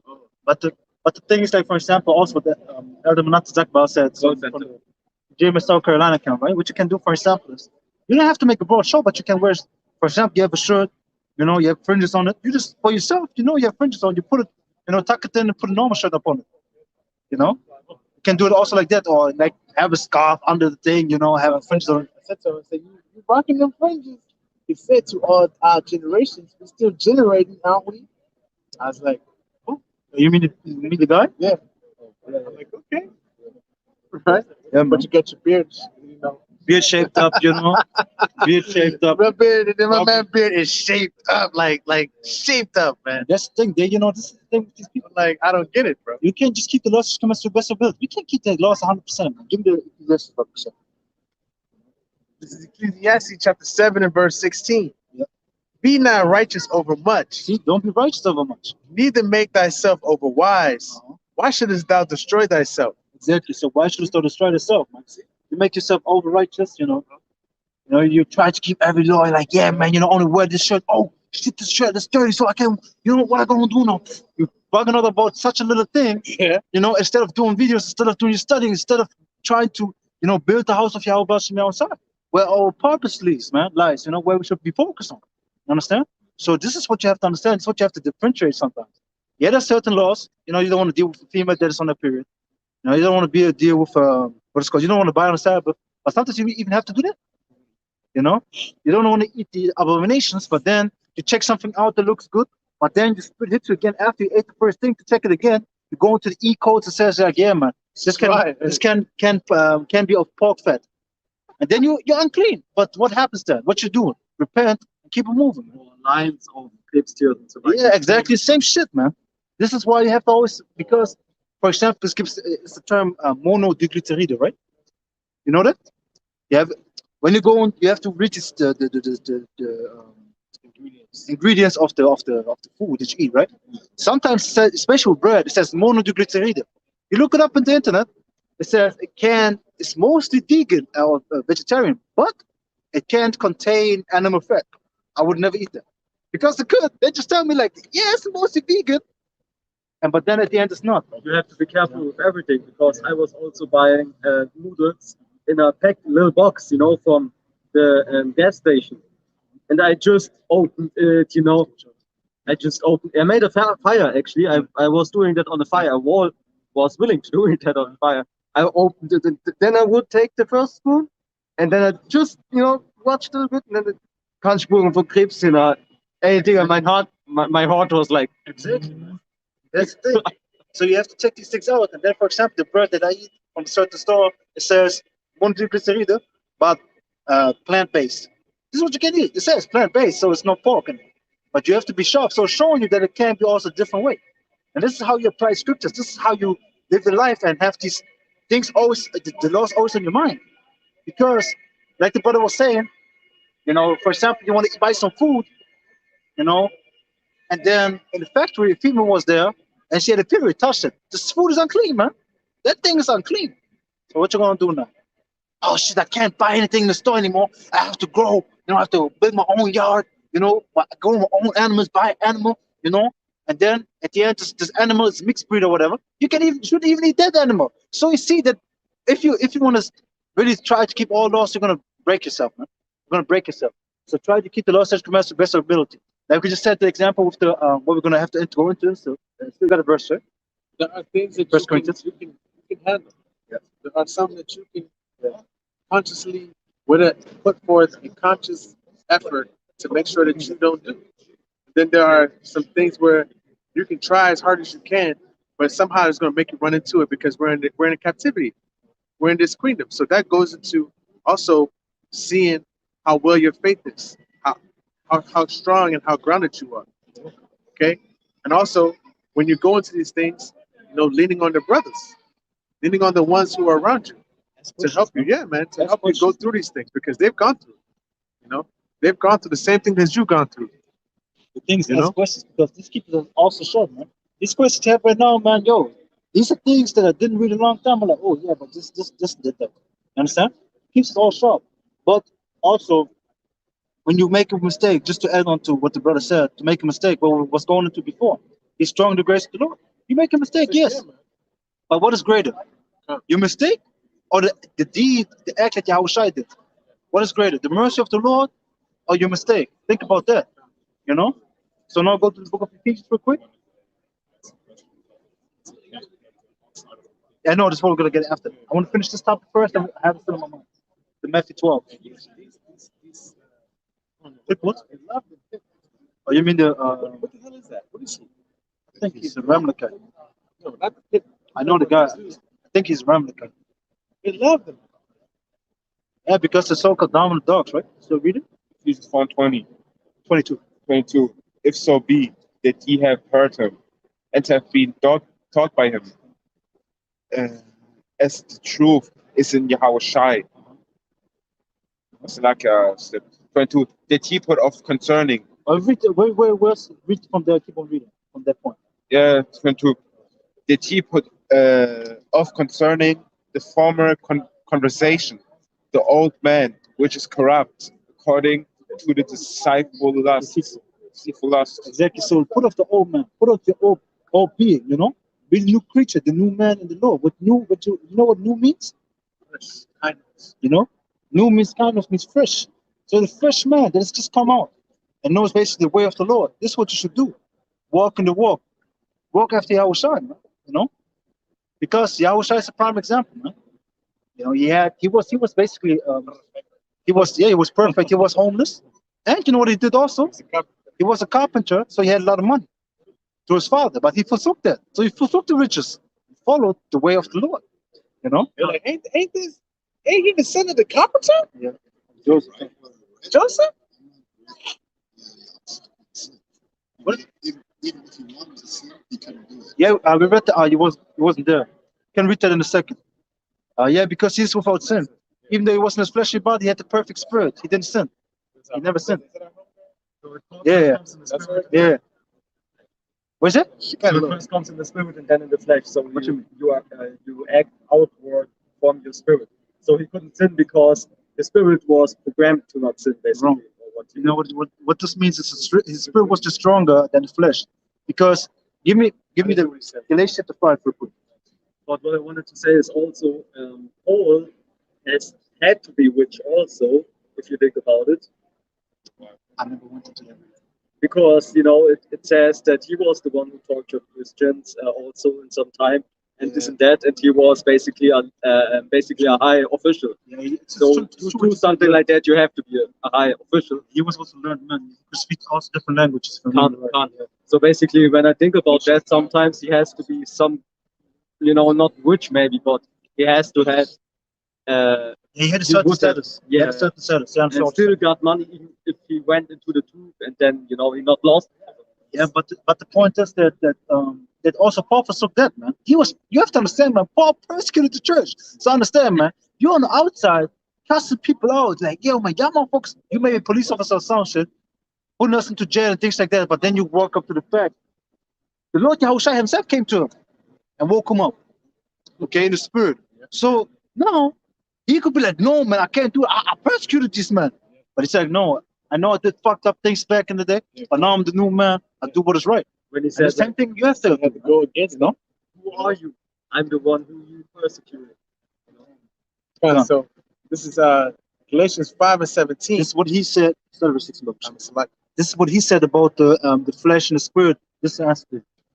Then I say, this I say then, Yeah. walk in the spirit, and ye shall not fulfill the lust of the flesh. So Yahushua was completely walking the spirit. Because keep on reading. Verse 17, for the flesh lusteth against the spirit, and the spirit against the flesh. And these are contrary the one to the other, so that ye cannot do the things that you would. Exactly, that you can't do the things that you want. You want to do the right thing, but the spirit is willing, but the flesh is weak. Then if you're weak, you can't really do it. Yeah. You understand? Like for example, you don't wanna buy on the Sabbath. We said at the beginning when you come to this truth, and you have no food at home, you couldn't prepare because I was working. So now you're sitting there, man, you feel all weak, man. Like on job, you have, you want to eat. You can't. Now what you're gonna do? You're gonna be over righteous and not buy food, or you're gonna buy food and do that day and ask for mercy. That's the thing, but it wasn't there. That was it. Yep. Hold on. Done. Yeah, So real quick, just to answer your question, Yahusha. Because, not willfully sinning. Like, you sit there, you fasting basically. You be like, oh, today is so bad, but you could go shopping real quick because you're hungry. That's not really what's talk about. I don't know what verse you talk about, Hebrews chapter 10. But that's not really talking about willful sinning. Willful sinning, what this means is going back to the world. If you forsake the law, of course, if you have the spirit to really go on the Sabbath into a freaking shopping mall, you should check yourself, man. Yeah, that's Then you really have to check yourself because the demon is upon you. But if you go back to the world, then you're willful sinning. So now, this is the book of Hebrews, the 4 and 15, real quick, straight to the point. For we have not a high priest which cannot be touched with the feeling of our infirmities, but was in all points tempted as we are, yet without sin. That high priest is Yahushua. So he was in the same affliction as we. He was in the flesh, but he did not sin. Okay. So we go. Get me the 1 Corinthians. 1 Corinthians chapter 10. So verse 23. Read down. To answer your question about to go a little bit deeper into the question about the First eating on Corinthians, feast days. 1 Corinthians 10 and 23. All things are lawful for me, but all things are not expedient. Exactly. So this is what I meant with what I said before with the cotton. Yeah, it's lawful to buy all these cotton things, but it's expedient. Is it really a profit for you? Do you have any gain of it when you do it right now?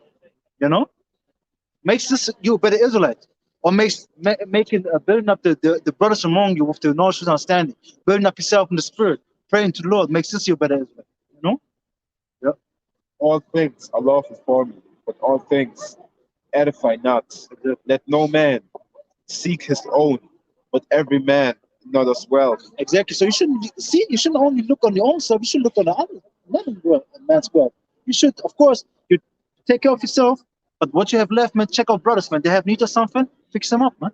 If you have the power. Whatsoever is sold in the shambles that eats, asking no question. Okay. For coincidence sake.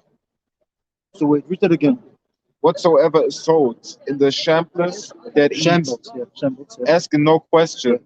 For coincidence sake, conscience sake. So that's the thing, man. So hey, when you go on there, you can ask, but then you're gonna eventually maybe not eat it because But I myself will still ask just from my conscience sake, because at the end I eat it, then I question myself like, was it lawful or not? My mind going off. That's why I'm asking, because I believe, man, there's gonna be some food that there's no shit in it.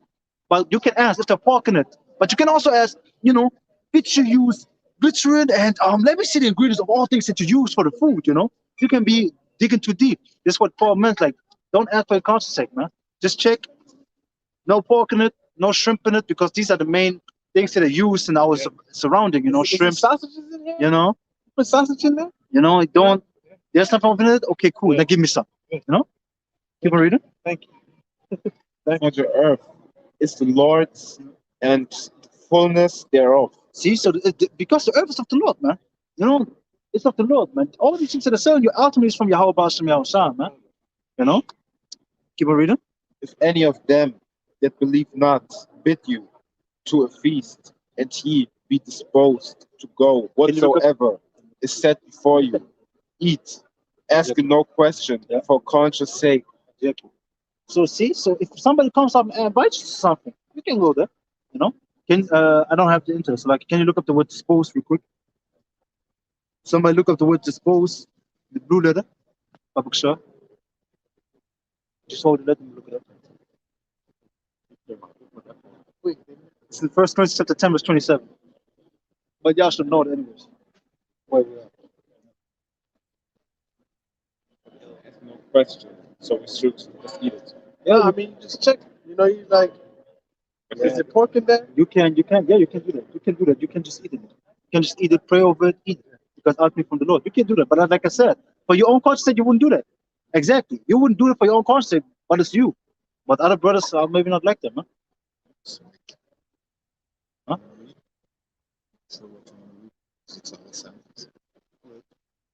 I'll show you. You have to go like this. You go here, and then you go here.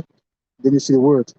See? I believe You not. didn't even notice it. But Disposed. you know, with the whole feast things and everything, I just had that. Oh, okay. you're gonna see truly what it really is about. It's not nothing. Like we were talking about on the way over here. What people do, they come together and talk shit about one another. And then they despise one another for the whole time that they're there. And then they say, yeah, see you on New Year's. Sylvester. Yeah. You know? New Year's Eve. So it's fake. It's vain anyways. In itself. You know, you only come together once a year and then give somebody a gift that you haven't even seen the whole year. Yeah. You know, so So the word disposed, he showed me. So you could read it, but the word disposed means just if you have the intent to go. That's basically what it means. If you have the intent to go, if you really want to go, just go, man. If it comes to your mind to go there, man. Keep on reading. Read to verse 27 again, Babu Sir.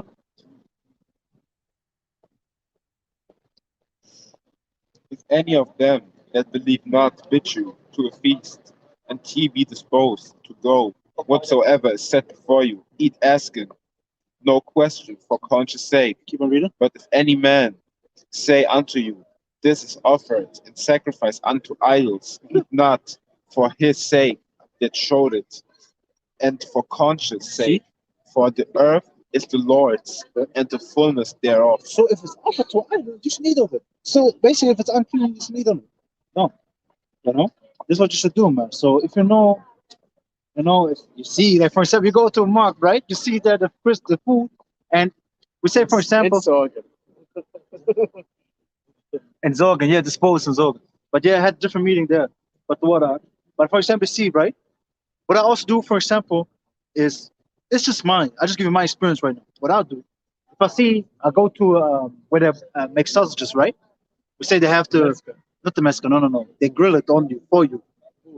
For example, on this market there. Yeah. On the market there, the bratwurst and the rindswurst. Even rindswurst. Like, let me finish my point, bro. Come on, man. Shit. So that's the point. You go there, I see they have the bratwurst, which is pork, and the rindswurst, which is from most of the time, not always, most time from the yeah, from the cow. I wouldn't eat that because it's in touch, But that's my thing. You have to think about your conscience. What's gonna because like Paul said, for your conscience sake. This is why I said also, brothers, because I myself, if I see food, my mind is like this. Hey, what the fuck is in there? Even though you just served me, I'm like, but the first thing I just add is that pork in it. They're like, no. Then they get down to the nitty gritty. No. I'll be like, okay, is there shrimp or anything in it? No, I eat it. Is there E54 in there? No, What about E2 or 50? no, I don't do that, man. What Yo, about E155? if you do that, It's written there? Yo. Because Is it chloride? What about monosodium glutarate? don't be over righteous. Bruh, I don't. Straight, man. You're like, you sure? Yeah. Just go in the bakery, ask for the whole list of every bread. I'm like, No. I'll just say like I'll just same thing the bakery because it brings it out because he was talking about me indirectly, So what I do in the bakery is also like, hey, it's a pork in it. They're like, no. Oh, it's just shrimp or any animal in there. Like, no. I'm like, okay, cool. Then I eat it. But if it's in there, it's on them, man. Freaking motherfuckers, man. I'm like, this is on you, man. I asked you. That's what I just do. For example, yes. So, for example, something like this, I got like in my cafeteria in school, I got like this Schnitzelbrötchen, and this cafeteria lady every week either she says there's no pork or is pork. That's why we're joking about it. It's the mysterious, bro. You can't solve it because you never know. There's always when we see guys be like this, hey yo, bro, either do you eating right now pork, horse, or what else? We don't know, man. We don't know. it just goes into being in captivity also. Yeah, because hey, don't be all righteous, man. This is all I'll say, man. Yeah, you can go there eat, but if it's offered to idols, hey, don't do it. You see a big picture of Odin standing there with his hands up, and they're like, "This is Odin's fish." Yeah. I'll be like, I don't want to. Fuck that fish, I don't man. want anything to do with that. You know what I'm saying? You know? Yeah. Yeah. We Because just they're use offered really to the God. Yeah, Yeah, we that's just really use true. discernment. That's a good example, man. You use discernment. Okay. Or as I understood it now, it's like you shouldn't be offending other soul or so you can basically eat it because okay, even when it's offered to an idol, that this flesh is created from Yahweh and is There is He no just idol. said, He said we if just it's read it. offered- Read it again. if Read it's verse 28 offered again. to idols, don't eat it. First For the sake of him that made it, man. First Yeah. Corinthians 10 and 28. Yeah, read it. But if This is any close. man say Wait, unto second, hold it. This is why I always tell young brothers, read these things with me. So hold it. Say young brothers. so I said, this is why I tell young brothers when they come to the camp, go with the flow, go with the lesson, man. If he has a precept, go there and read it for yourself, man. Because then you fully understand it. You know? If you just stand there. Yeah, I know that. Okay, so but if you know it, and we broke it down even that same way, why you ask the question now? Yeah, Because you're not I reading it. still understand it in the text. Read it. Okay, let's read it. if any man say unto you, this is offered in sacrifice unto idols, eat not for his sake that showed it, and for conscience sake, for the earth is the Lord's and the So for fullness his sake- thereof. So he don't be destroying you like, man. For his sake and your sake. Yeah. Because for your conscience sake, They even said eat not. Yeah. They said eat not. eat not this food. If it's offered unto an idol, you shouldn't eat it. That's why I said, even with stuff, this is why I don't use it for German lessons. Because I'm like, fuck that shit, man. Because, like, for example, Ja, wird es halt so beschrieben, so nach dem Motto, wenn jetzt ein Bruder dabei ist, der ist neu, dann würde es ihm Anstoß geben, weil er denkt, du machst es halt, weil du jetzt an diesen Gott da glaubst, was kein Gott ist. That's why the German Bible is whack, because they soften everything up. oh yeah, that's why I don't deal with the Schlachterbab, man. For example, That's what all German Bibles, they soften everything up. yeah, but the Schlachterbab is really written like the King James version. But the point also there is, when you go, for example, to Daniel 4:17, right? It says, hey, you know, this is by the decree of the watchers and by the demand of the word of the Holy One, you know, to the intent that the living may know that the Most High ruleth in the kingdom of men. So if I go to Daniel 4:17 in the Schlachterbab, you know where it is? The same exact phrase, verse 22. You understand? So it's confusion. This is why I don't do that. This is why I don't use it. Of course, if really like if somebody comes up and he said, I only can speak German, I'll be like, then read it. This is the best thing that I can give you, but try to read the English, man. Shit. No? But exactly, yeah. So that's the point, man. Yeah. Yeah. Okay. So now we go to your question. Can you give me Matthew chapter 12? You can go to also. Y'all can go. You all go to Matthew 12. Go all to Matthew 12. Matthew chapter 12 and verse. Yeah, you can start at let's start at verse 1, read down to verse 12. The point is verse 12, but let's start at verse 1. It's Matthew chapter 8. Chapter 12 and verse 1. At the time, Yahweh Shai went. Y'all all there? Find you there, Matthew 12? At the time, Yahweh Shai went on the Shabbat day through the corn, and his disciples were and hungered and began to pluck the ears of corn and to eat. So they did something unlawfully. They did something unlawfully on that day. Because they went to the field and plucked. They shouldn't even do that. You know, because a man picked up sticks at the Sabbath was stoned to death, man. By the command of the Lord, Yahweh. Keep on reading. But when the Pharisees saw it, they said unto him, behold, thy disciples do that which is not lawful to do upon the Shabbat day. See, so they said, like, yo, this the accused basically, like, yo, y'all doing something that's not lawful. Keep on reading. But he said unto them, have you not read what David did when he was hungered, and they that were with him, like how he entered into the house of the Most High and did eat the shewbread, Yeah, which so, was not lawful for him to eat, Exactly. neither for him for them which were with him, but only for the priests. so there's a time when David was persecuted, right? From Saul. He went to the high priest and said, like, hey, do you have any food here for us? Then he said, like, hey, listen, if Yah would be without woman at least. He said, we didn't deal with women. Then he gave him the bread, even though it was not lawful for him. Okay, keep on reading. Because you have to understand, they want to accuse them for being basically wicked, for doing something necessary. You know, something necessary that they needed. Because they were hungry, man, they wanted to run, they needed food. Same with the disciples, they're walking on, preaching the word with the Lord Yahweh, they follow him everywhere. They need food, man. You know? Or have ye not read in the law how that on the Shabbat days the priests in the temple profane the Shabbat and are blameless? See? Because they got to keep the fire. Yeah, they keep the fire lit, and if on Shabbat do something wrong, they will be killed, man. You know, keep on reading. Yeah. So they ain't blameless. They, you know, When was the priest blameless when they went basically off, man? No, because in the book of Numbers, the sons of Aaron, right? They just burned the wrong incense to the Lord. You know what happened to them? They got killed. They got killed instantly for wrong incense. To show you the seriousness of the Lord.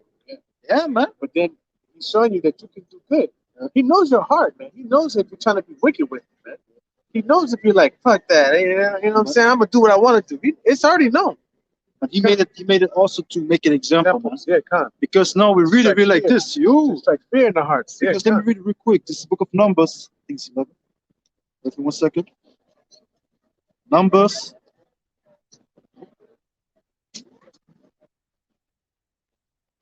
Come. So lucky.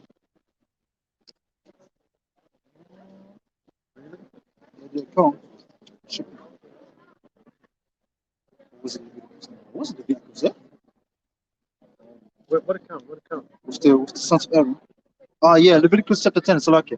Leviticus chapter 10, verse 1. And Nadab and Abihu, the sons of Aaron, took either of them his censer and put fire therein, and put incense thereon, and offered strange fire before the Lord Yahweh, which he commanded them not. And there went out fire from the Lord Yahweh and devoured them, and they died before the Lord Yahweh. So they just took the wrong incense and died for them. They're showing the seriousness of the Lord, man. This one is about the Lord. This is what we always say: the mercy of the Lord is great for Yahweh, man. You know. So go back, Baruch Shah. This is Matthew 12 and 7. But if ye had known what this meaneth, Salakia, I'm going to read 6. But I say unto you that in this place is one greater than the temple.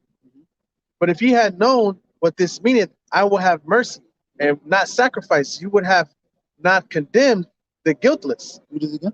Verse 7. Sure. But if ye had known what this meaneth, I will have mercy. So Yahushua is telling them, like, yo, if y'all would understand the saying right now, y'all Pharisees, keep on reading.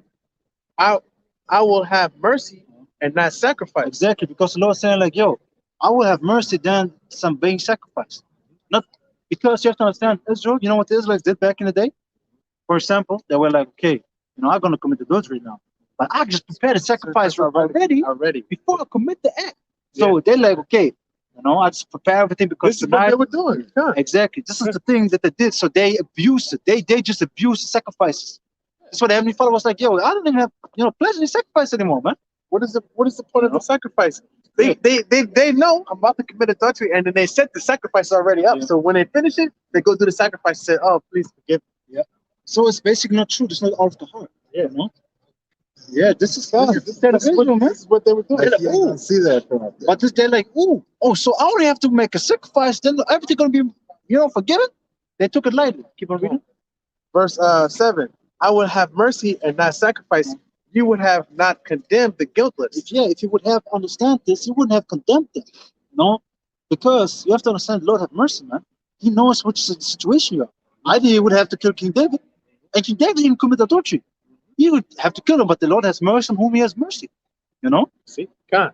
For the Son of Man is Yahweh Ba'ashem Yahushai, even of the Sabbath day. I'm Salakia. It's the Lord of the Sabbath day. Yeah, so the Son of Man is the Lord of the Sabbath day. So Yahushua is the Lord of the Sabbath day, man. God. Keep on reading. The point is in verse 12, what he said.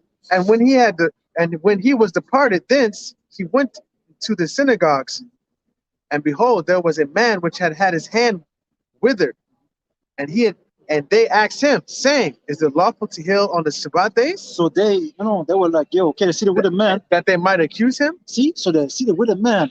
They see a man with a withered hand. And they ask really like this question, yo, is it lawful for thee to heal on the Sabbath day? Yeah. Like that. Can you do that on the Sabbath day? You can do it? Is it lawful? They're kind of trying to catch him up. They want to accuse him. You know why? Because he was a threat to the rule. Because people followed Yahushua and they were like, huh? Yeah, he was. This is what I said. I want to go into it also in the Philippians chapter 3. But the thing is, so now you have to understand that they really want to accuse the Lord Yahushua the whole time. They want to accuse him whatever leverage they have. They even go over the healing of a man. So man's with a withered hand. You know what a withered hand is, man? Yo, he can't do shit with his hand. He crippled. Yeah. So now they rather accuse him instead of letting him be healed to show you the wickedness of these people. Yeah. So and to see that type of miracle, that a man that has a withered hand and another man can actually heal it. They're really selfish, I man. don't get to this day. It's literally our Redeemer, our Lord. He can heal people up in front of your eyes. They can just heal them, Why man. would you do it? Yeah, because I said, you know why? Because I called him Satan. He said, you do it by the power of Satan. Beelzebub. Yeah. That's You what I have did. videos on the internet where basically people like Holzkohle, the Holzkohle, they just leave it alone for minutes, you know, nothing happens. They just Yeah, because I do miracles by the hand of Satan, yeah. Satan, you have to understand, man. Satan is the angel of the Lord. So he has a certain level of power. This certain level of power he can give unto people. Yeah. He's allowed to give it unto Brings you people. little fucking magicians and shit. Yeah, that's why I see first. Yeah, exactly. It's magicians to see with them, you know, and also with so-called certain pastors, they're healing people and things like that, just by the power of Satan, man. Oh, shit, you know. But the point for Gabar is right there, man. Huh. Because it was Verse asking, 11. wait, because it was asked the question, is it allowed to do that, right? To lift up the ox out of the pit or the sheep out of the Now pit? it's He was curious. bringing the point out. I thought it would be, but it's not true. Yeah, this is the verse. This, now you have And he said unto them, verse 11, right? Huh? yeah, kind. Yeah, so Matthew 12 and 11. Matthew 12 and 11. And he said unto them, this is Yahushua, what man shall there be among you that shall have one sheep, and if it fall into a pit on the Shabbat day, will he not lay hold on it and lift it out? See, so he's saying like, so y'all have sheep, right? So if a sheep falls into a pit, wouldn't you lift it up? Even though it's a Sabbath day, keep on reading. How much then is a man better than a sheep? Wherefore is it lawful to do well unto this on the Shabbat day? See, it says, so the man is more than the sheep. So it is allowed, this is lawful to do well, to do good on the Shabbat day. So it's the same thing for brothers in need, right? So for example, it's a Sabbath day. You're not allowed to spark a fire. And you get, for example, your day off, right?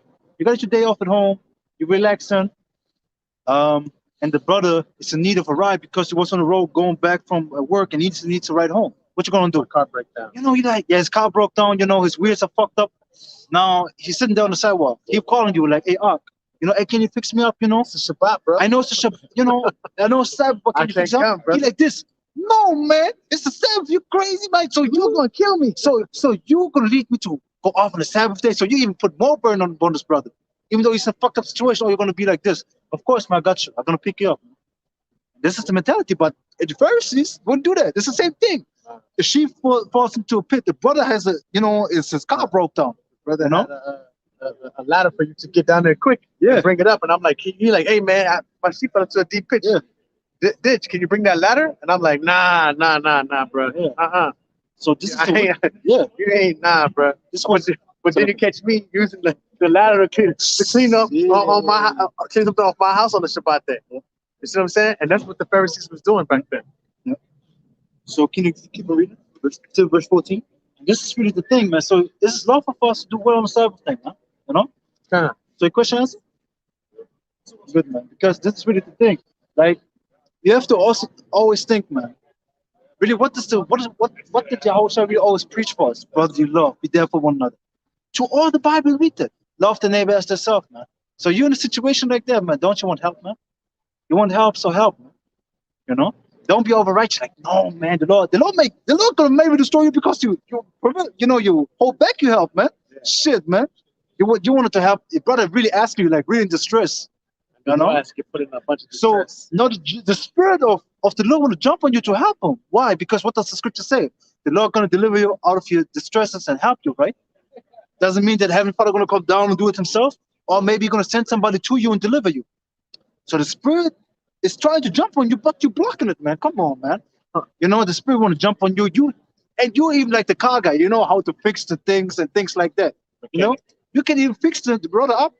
That he don't have to go to fucking garage to pay a lot of money, you know? But you don't do it, man. You're a wicked piece of shit, man. You're a wicked piece of shit, man. That's wickedness, man. That's wickedness right there, man. You know? And you should check yourself if you have that mind, man. And this is how you can check yourself also. Go to certain scenarios to your mind and think how you would act. You know, you hear this examples of, what would I do? Would I help the brother, or would I just sit at home and, you know, be cozy and warm and let the brother be all in the cool? What would I do? Then you got your answer. And if you have the wrong answer, pray to the Lord that he guides you in the right way, man. So keep on reading. Then said he to the man, stretch forth thine hand. And he stretched it forth, and it was restored whole, like as the other. So then Yahusha healed him, man. Yahusha cut them up, six up, and like, yo, search for your hand, man. Then it was whole. Keep on reading. Then the Pharisees went out, held a council against him on how they might destroy him. So they saw the miracle, like you said, of Yahusha right here in the hand, and their pride kicked in, honestly. They were too prideful. They got cut up by him. They was shut up, and they're like, yo, man, what the, man, the fuck is this, man? We the Pharisees, man. I can really imagine like they're like this. We the Pharisees, man. They following him, man. They follow him, and he talking back to us, man. So hey, we have to Healing destroy cats that. and shit. Like that, He man. healing them in front of us and just making us look like we don't got no power. Exactly. Superhuman You have to speak up a little bit. There's a superhuman in front of you, and you'll be trying. Man. But they, you have to understand, man. People. So think about it. You have a certain like we read in the other verse. They're in the seat of Moses. They are seen as the leaders. They living good. They live good. So now they are threatened by that. And what is always happening in all the movies, if somebody threatens your lifestyle, threaten your rule, Gotta take them out. it doesn't matter if you're right. You want to kill us ass, man. And the Israelites were like that, man. Yeah. That's why give me Jeremiah 4:22 real quick upon you. For example, like King of Lion King, when Yeah. when Scar heard Simba's alive, this guy had a good life. And he knew Simba was the next in the That's good example. next to lead the kingdom. Yeah. It was like He was a true heir, honestly. He would be the next in rule after his father. Yeah. yeah. And then Scar was basically doing everything to kill Yeah. Simba again. Instead of helping his freaking nephew, man. Come on, man. What do you expect? He killed his brother, bro. Yeah. Wicked piece of shit. Jeremiah 4:22. 4:22. Yeah, man. Scar's really Esau, bro. Yeah, man. Yeah, man. That's true. That's true. Jeremiah Jacob 4:22. Huh? For my people is foolish. See, my people is foolish. The Israelites are foolish. Keep on reading. They have not known me. They are Scottish children, Sausage. Scottish children, and they have none understanding. They are wise to do evil, but to do good they have no knowledge. Exactly. See, this is our people. They're full of their wickedness, man. They're full of wickedness. From their own selves. This is why the Lord even said in the book of Deuteronomy, circumcise your heart, man. Circumcise your heart, man. Cut your heart that is in the right way, man. You know? Because you can be circumcised on the outward, yeah, but this doesn't make you righteous. You know? You can be circumcised, yeah, of course. Like for example, the Pesach, you have to be circumcised to really be attended, you know, to be attended on the Pesach. But, you know, it's honestly really about the circumcision of the mind. And this is really, sorry. I was about to say the heart, which is the mind. Yeah. And this is really what's going on also back in the day. There were Israelites going against Israel foreigners that weren't circumcised. Yeah, y'all know the true things, man. Y'all not Israelites, man. You know? How do you call yourself an Israelite? Exactly. They want to really make void of the grace of Yahushua, man. You know? So yeah, That's a man. big thing. Yeah. So I had another thing. The book of Philippians, if somebody can get it for me, Babusha. Philippians chapter 3, and start at verse 7. I mean, so like in Philippians chapter 2 and verse 7. Philippians 2:7. Wait. Start at verse. Matter of fact, let's start at verse 1. Philippians 2:1. If there be therefore any consolation in the Hamashiach, if any comfort of love, if any fellowship of the Spirit, any bowls and mercies. So the consolation means encouragement. Okay, if any encouragement is in Yahushua, you know, keep on reading. Oh, you want to get it in your Bible? You can get it in your Bible. Fulfill ye my joy, yet he be like-minded, having the same love, of being of one accord, of one mind. Exactly. So we should be all in one mind. We should all have the, you know, same doctrine, same mind frame, which is making to the kingdom, same doctrine, 100% true, and really walk accordingly, man. You shouldn't, you know, the one brother should be like, yeah, man, you know, I believe, you know, I believe Edomites are actually the Arabs, man. Bro, you backed out. You can walk with us, you know. Yeah, can you get it? One of, hey, let me get it. Amos 3:3. Amos 3:3, Bible shop. You know.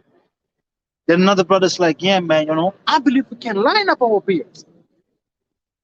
And you're not with us, man. I believe we can wear hats at the camp. Exactly. You're not with us, man. We have to be all on the same mind, man. This is why we always have to check ourselves and go over these breakdowns with each other that we're really on the same mind frame, you know? Because I may got a breakdown, you know, but the brother has a different mind about it. But I learned it from, for example, Apostle Ramla, you know, Don't even remember that. but they're all on the same accord, so it doesn't really. Didn't. It's not gonna make a difference. Yeah, this is a good example. I made the example, like for example, there's a young brother. Another camp. Exactly, he was another camp, and then he has a breakdown. WFI or some shit. He has different background than me. So now he comes and I give the breakdown. He sits there like, yo, but I can learn that. Okay, from who do you learn it? Oh, from them. Kick that out. Let us listen to this right now. We have to all be on the same mind frame, man. And that's why we always should listen and watch these videos, man, especially from the Elders Apostles, man. You know, and what I can really, recommend is, hey, watch the Elders Apostles camp and also watch Elder Apostle Rumlup, man. He goes over a lot of breakdowns, especially Elder Apostle Ha and also Apostle Gabon, man. You can just learn, man. You just learn from them. You're gonna be You know? edified. Every video, man. You're gonna be, hey, listen, You're man.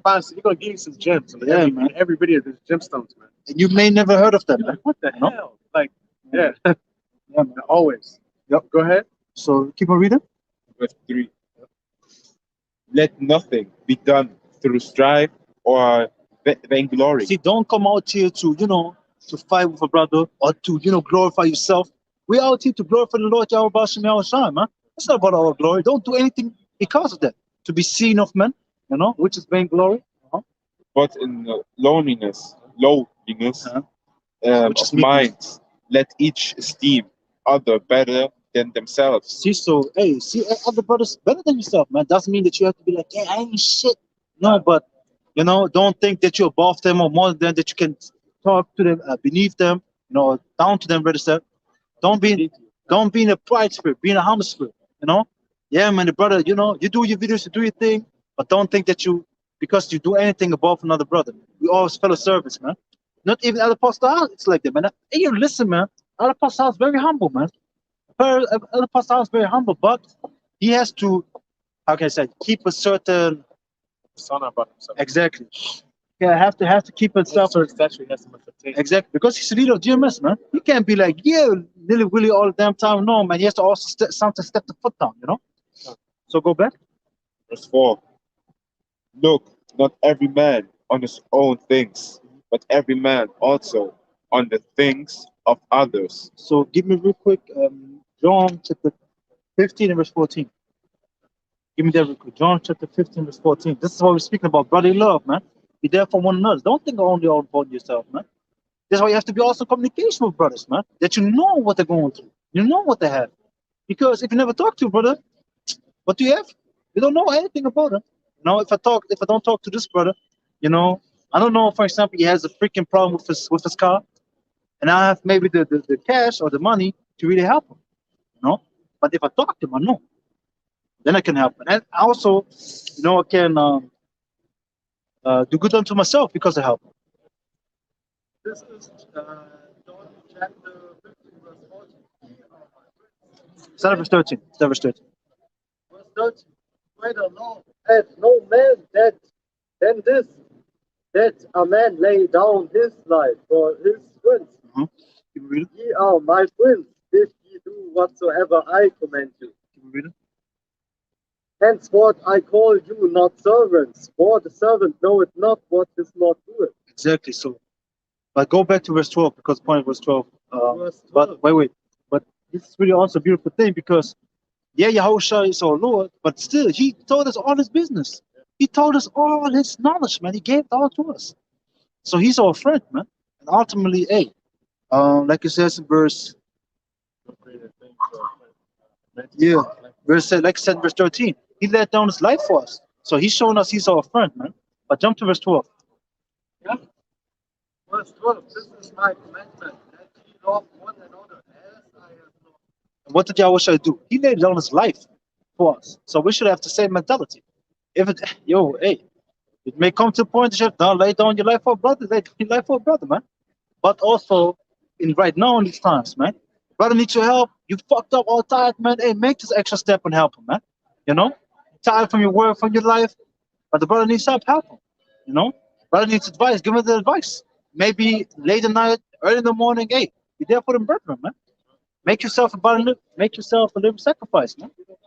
Now you can wake up early for your job, right? 5 o'clock in the morning, be there on time, be all active. But then on your day off, you can't not be active. But you're gonna be there. You're gonna be there, right? And listen what they have to tell you, do what you have to do. But then you can't do this for a brother. You should check yourself, man. You know, because the brothers come first, man. Fuck this world. It's a job. The job can tell you today, oh, we're gonna fire you because this and this reason. Give you bullshit as a reason. Send you to another company. You lost your job. But a brother, if he's a true brother, gonna stay down to death, man. You know? So this was the point. Go back to the Philippians, Babakshah. Verse 5. Let this mind be in you, which was also in Yahushua Mashiach. See, so be as Yahushua. The mind that was in Yahushua, let it be also in you. Keep on reading. Verse 6. Who being in the form of Yahweh, thought it not robbery to be equal with Yahweh, but made himself not No reputation. of no reputation, and took upon him the form of servant, and was made in the likeness of man. So he humbled himself so much, he came, even though he's like the Most High, you know, he's the only begotten Son of him, he's the only creation of the Lord, Yahweh. He came down in the form of a servant, man. Like you said before, he's very humble. He really kept himself in check. Yes, he did. He was really the perfect example for us, man. We should be the same way. Only because you have the knowledge doesn't mean that you're the highest dog, man. You know, it doesn't mean that. There's rank structure. You know, you have maybe a camp, you know, of multiple brothers. A young brother is really blessed with the gift of prophecy, you know, history, and he may know a certain extent more than a older brother in the camp with a higher rank than him. This doesn't mean that you know over him, man. You know, this doesn't mean that you know over him. You should be still humble. You should even humble yourself more because you got this knowledge, man. You got all this knowledge, right? Be even more humble, man. So read that again, Babu Kshad, verse 7. Verse 6. Number 7. But made himself. But made himself of no reputation, and took upon him the form of a servant, and was made in the likeness of man. Exactly. And being found in fashion as a man, he humbled himself. See that? And became obedient unto death, even the death of the cross. See, so he humbled himself even to the point that he was willing to die, man. That's the cross. That was a horrible death. Like I said before, that's why I said with Emma too, because I wanted to make that point at the beginning. Because Emma too got fucked up, but Yahweh Shai, man, got really nailed to a cross. Nailed to a cross and really be, you know, put out to open shame, man. Fed vinegar, you know, to drink. He was put out to open shame. Beat him with the whips and cables. He had to carry the cross all the way to his place where he couldn't even carry it. He couldn't. I know, but just saying, man, that judgment was that thing that he took on was nothing like nothing no man has ever did. It's crazy, man. Yeah. Yeah, he was. You have to understand. He's the first being under the Heavenly Father, the creator of all the universe.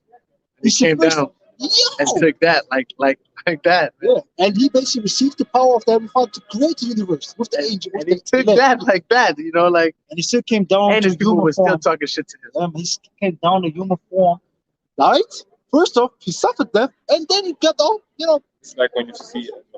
You basically put to shame, man, because people, they were back. Oh, you're the king of the Jews. The king of the Jews. You know they was talking shit, man. Yeah, man. It's like it's serious.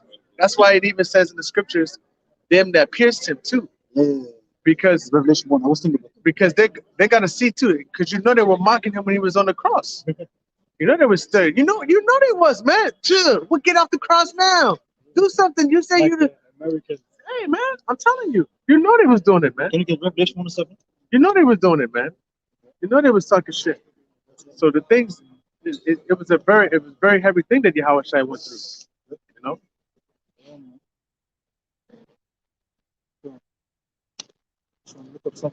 He defeated that. He took it like a champ, like it was nothing, man. Go ahead. Got them cold fingers, huh? No, not really. And we was eating. No, sorry. I just want to read real quick something. After you read Revelation 1 7. Number 7? Revelation 1 7. 1 and 7. What? Revelation 1 and 7. Behold, he cometh with clouds, and every eye shall see him, and they also which pierced him, and all kindreds of the earth shall wail because of him. Even so, Amen. So they're gonna wail because they're gonna be putting their remembrance like, damn, we did some messed up shit. Oh man, this was him. This is who we put on the cross. Oh my goodness, they're gonna wail and cry, man. Go ahead, all right? Real quick verse for this. Matthew chapter 27 and verse 27. It says subtitled, Yahushai crowned with thorns. Then the soldiers of the governor took Yahushai into the common hall and gathered unto him the whole band of soldiers. So some of the old soldiers. All of the soldiers there. And they stripped him and put him, so like and put on him a scarlet robe. And when they had plaited a crown of thorns, they put it upon his head, and a reed in his right hand. And they bowed the knee before him and mocked him, saying, Hail, King of the Jews. Huh. See? This is what they did to our Lord. And the thorns that they use, you ever seen those thorns like on a rose and you grab it and it hurt. You think they got those thorns? No, they got some thorns that was like this big and they plaited it that you can braid it. You understand? Like they braided a crown with these thorns and they put it on his head. Go ahead. Verse 30. And they spit upon him and took the reed and smote him on the head. And after that they mocked him and took the robe from him, off from him, and put his own raiment on him and led him away to crucify him. Yeah, man. And that's just a little bit, you know. And the thing is, the other point is really, you have to understand, Yahushua just about to just kill him, just destroy him instantly. Yeah. But you see the ultimate control that he had? That's why he didn't sin, man. You have to understand, you have the power. Listen, you have the power, true power, and the true power, man, to reign, to command 12 legions of angels down, to kill people. At the Just call them down. But God didn't do it. hey, he didn't do it. What he was Why? Because he knew he had to drink that cup. And the same thing we have to maybe do. We have to drink our cup. Whatever we have to go through, man. So, this was on that one. So, can you go back to the Philippians? Philippians 2 One second. and Philippians 2 and 8. Yeah. And being found in fashion as a man, he humbled himself and became obedient unto death, even the death of the cross. Wherefore Yahweh also hath highly exalted him and given him a name which is above every name. Exactly. Because he proved himself, man. The Lord didn't even have to prove himself, but he proved himself, man. And now, real quick, because the brother was speaking about, and you see the protest already, huh? The protest against the C-19 measures. Yeah, man. Like I was speaking to the brother at the beginning of the camp, man. They really bringing the hell upon you. But this is Isaiah 53, and let me start at verse 1. Who has believed our report, and to whom is the arm of the Lord Yahweh revealed? For he shall grow up, for he shall grow up before him as a tender plant, and as a root out of a dry ground. He has no form, no comeliness. He's talking about Yahushua. And when we shall see him, there is no beauty that we should desire him. See? So Yahushua wasn't the ultimate beautiful man, man. People despise him. Yeah, man. People despise him, man. How they gonna get there? They just walk around him. Yeah, man. We just wait till fight out. Oh shit. The Edomite, man. Yeah, man. Oh shit. Hey. She got the rims on, man. What? Yo. Can't blow it, though. Whack. Can't blow it. Yo, I bet she ran the guy, man.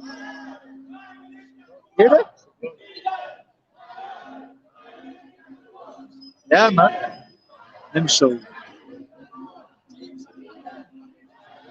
Huh? Hey, can you move over, Babak sir? Just over. Move over.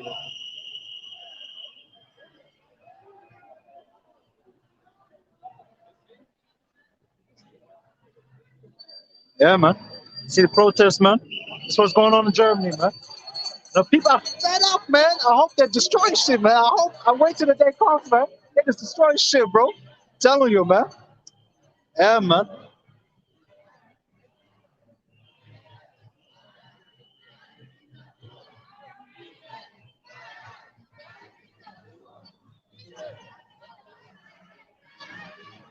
They want to be on the camera.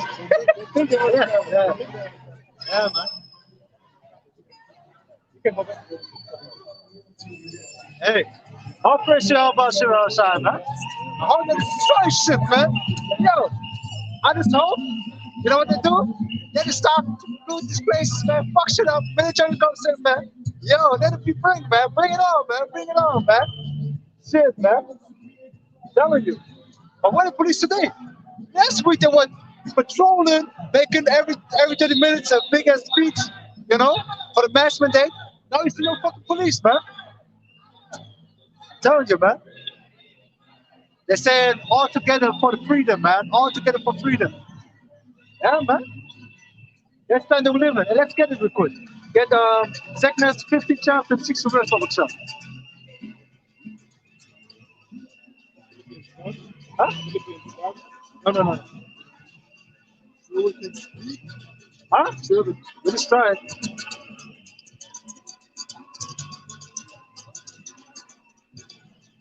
Verse 10. That's what 15 and Start at verse 14. Birth for freedom. Birth for freedom, man. You know? See that gun. As was chapter 15, verse 14. Huh? Go to the world and them that dwell therein. Huh? For the sword and their destruction are nigh, and one people shall stand up to fight against another. Just what we're seeing happen step by step, man. Because if they now start looting, you see the police coming in, man. You know, police gonna come in, and then also you're gonna see the military because the police gonna be overwhelmed. Keep on reading. None. For the sword and their destruction are nigh, and one people shall stand up to fight against another. And swords in their hands. You have to not read, what you have to understand. Sometimes you hear all the sounds, right? You start to read super fast and get slow and get quiet. You have to speak up and read slow. Read it again. Really, put up the mask. Yeah, put the mask off, man. Babak Shah. I see Babak Shah, man, that we can hear you. No, man. For the sword and their destruction are nigh. And one people shall stand up to fight against another, and swords in their hands. Exactly. For there shall be sedition among men, That's what we're really seeing, sedition. and invading one another. They shall not regard their kings nor princes, and the course of their actions shall stand in their power. Seeing their own powers will do what the fuck they want to do, man. They don't care about these governors because you have to understand if they didn't tell the city that they want to have this protest, they should be all locked up, basically. Because they're only allowed to meet with 100 people on the outside, and if it's above 100 people, then they have to be all vaccinated, man, or recovered, you know. So now I think you can drop to Philippians, but we go back to the book of Isaiah, chapter 53, and verse 3. And he is despised and rejected of men, a man of sorrows and acquainted with grief, and we hid as it, and we hid as it were our faces from him. So even his own people turned his back on him, man. And that's Yahushua, man. Yahushua was full of sorrows, man. Do you think to be in his body is with the full understanding is easy, man? It isn't, man. And he wasn't living out his desires or anything. He just, he did, honestly, he did by teaching his word, man. This was his ultimate desire, man. Because he and the Lord are one. It says, he was despised and we esteemed him not. Surely he has borne our griefs and carried our sorrows, yet we did esteem him stricken, smitten of the Most High, and afflicted. Now comes the point, verse 5. But he was wounded for our transgressions. He was bruised for our iniquities. The chastisement of our peace was upon him. And with his stripes, we are healed. So, hey, it was all, hear that, man? He was fucked up for us, man. How I went through all the sorrow, all this pain, all through these things for us, man. For us to get this truth, For us to, come back into salvation. Yeah, man. To the great graces of the Lord. It's made me speechless, man. To read that makes me really sorrowful, man. To really think about it, man. Yahushua went through all the suffering to glory, to be despised, even though he's the King of Kings and Lord of Lords. He's the fucking ruler of this universe, man, under Yahweh. He went through all the sorrow for us, man. All the pain for us. So how dare we say our sin is above His grace, man? How dare we say, yeah, we don't have grace in the Lord? Because then if you say that, you make His sacrifice as nothing. As nothing, man. Acknowledge Him, man. Yeah, nothing. Yeah, as nothing. Man. As nothing, man. You know, nothing say up, man. But it's true, man. It's true. So hey, be strong in the grace of the Lord, man. You know. Yeah, Shabbat Shalom, y'all. Man. You know. Yeah, man. Verse 6. And we like sheep have gone astray. We have turned everyone his own way. And the Lord Yahweh has laid on him the iniquity of us all. So we went off. We went to all these different doctrines, went freaking against the Lord, and the Lord Yahweh put all upon him. Verse 7. He was oppressed and he was afflicted, yet he opened not his mouth. He is brought as a lamb to the slaughter, and as a sheep before the shearer of Slaki. And as a sheep before his shearers is dumb, so he opened not his mouth. And this is a beautiful example the elder Apostle Gabar brought out. Because he comes from the islands, right? He when he, for example, sheep got slaughtered, the sheep doesn't scream or anything, just get killed, just quiet. But bring a goat there, freaks the fuck out, man. Exactly. It goes crazy. I'm serious. It goes. It knows it. It knows it. For real. But the Hawashai was that sheep that just took it, man. It was quiet. He just took it. Did he complain on the cross? He was just crying for, to anguish him. But he didn't curse the Lord out. He didn't turn on the Lord. We shouldn't be the same. We shouldn't do the same thing. We should. It's like we should do the same thing. We shouldn't curse out the Lord. But we should follow the example of Yahushua, because you may be put in a miserable situation. You get stricken, get fucked up. What you gonna do? You're gonna curse out the Lord? Or are gonna follow the example of Job, and especially the example of Yahushua, man? Being freaking crucified. I remember in the series Vikings, right? There was this one guy. What is the guy? Somebody watch Vikings? What is it? His name was I forgot his name, man. But this one guy that was a Christian, and basically Ragnar, Ragnar. Captured him, man. Took him with him. He was with the Vikings. Then he went to the pagan ways. He came back to the Christians. Yo, these motherfuckers crucified his ass, man. They really broke his feet, put nails to his feet, like they put feet like this over the top, and freaking put also nails to his hand. Yo, he couldn't walk after that, man. His feet were dumb. He was like a cripple after that, man. They have also this in Germany. They had like not Martin Luther, but some time to that. They had like this torture machine where they basically break all your bones, like Really? like how you have one bone, so how often you can break that one bone? Exactly. And that's what they basically did. 10 times or 15 or whatever. They have you have a wheel, and they put you on the wheel basically, like. So I don't know if you saw it or not, but it's kind of like they break all your bones. Yeah. Put your foot in there. See what is a good tool to be taller? Yeah, but it's basically kill somebody. They rip you So yeah, That's something different. Yeah. they just or like this the Iron Mary, how they call it. It's like a casket that puts you into that, close it with nails in it. Like that's just fucked up. Iron Maiden, you know what they do? It's like they have like this wheel, and you hear the wheel. You have to understand that too. You're in this Iron Maiden, or you're on the stretcher, and they do that. They just like clack, clack, clack, clack, clack, clack. The more you hear, the more you get stretched, or the more these needles come inside of you. Now that's horrible, man. And then that's just stop. Because in the series Nightfall, they did the same shit. They put the one night into the Iron Maiden, yeah, and he was like, okay, and then he then he stopped. He left it there. Then he get a little bit further. Then he go lower a little bit. He go deeper in it.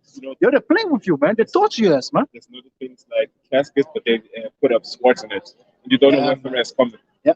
They just stab you. Boom. Yeah, man. It's just but all that, man. Yahusha was the worst case, man. It was the worst case, man. So can you give me Revelation 2 and 10 real quick? I just finished that. It says, verse 8, Isaiah 53 and verse 8. He was taken from prison and from judgment. And who shall declare his generation? For he was cut off out of the land of the living. For the transgression of my people, which are Israel, was he stricken. For the transgression of my people was he stricken. And he made his grave with the wicked and with the rich in his death, because he had done no violence, neither was any deceit in his mouth. So see, Yahushua only spoke the truth, man.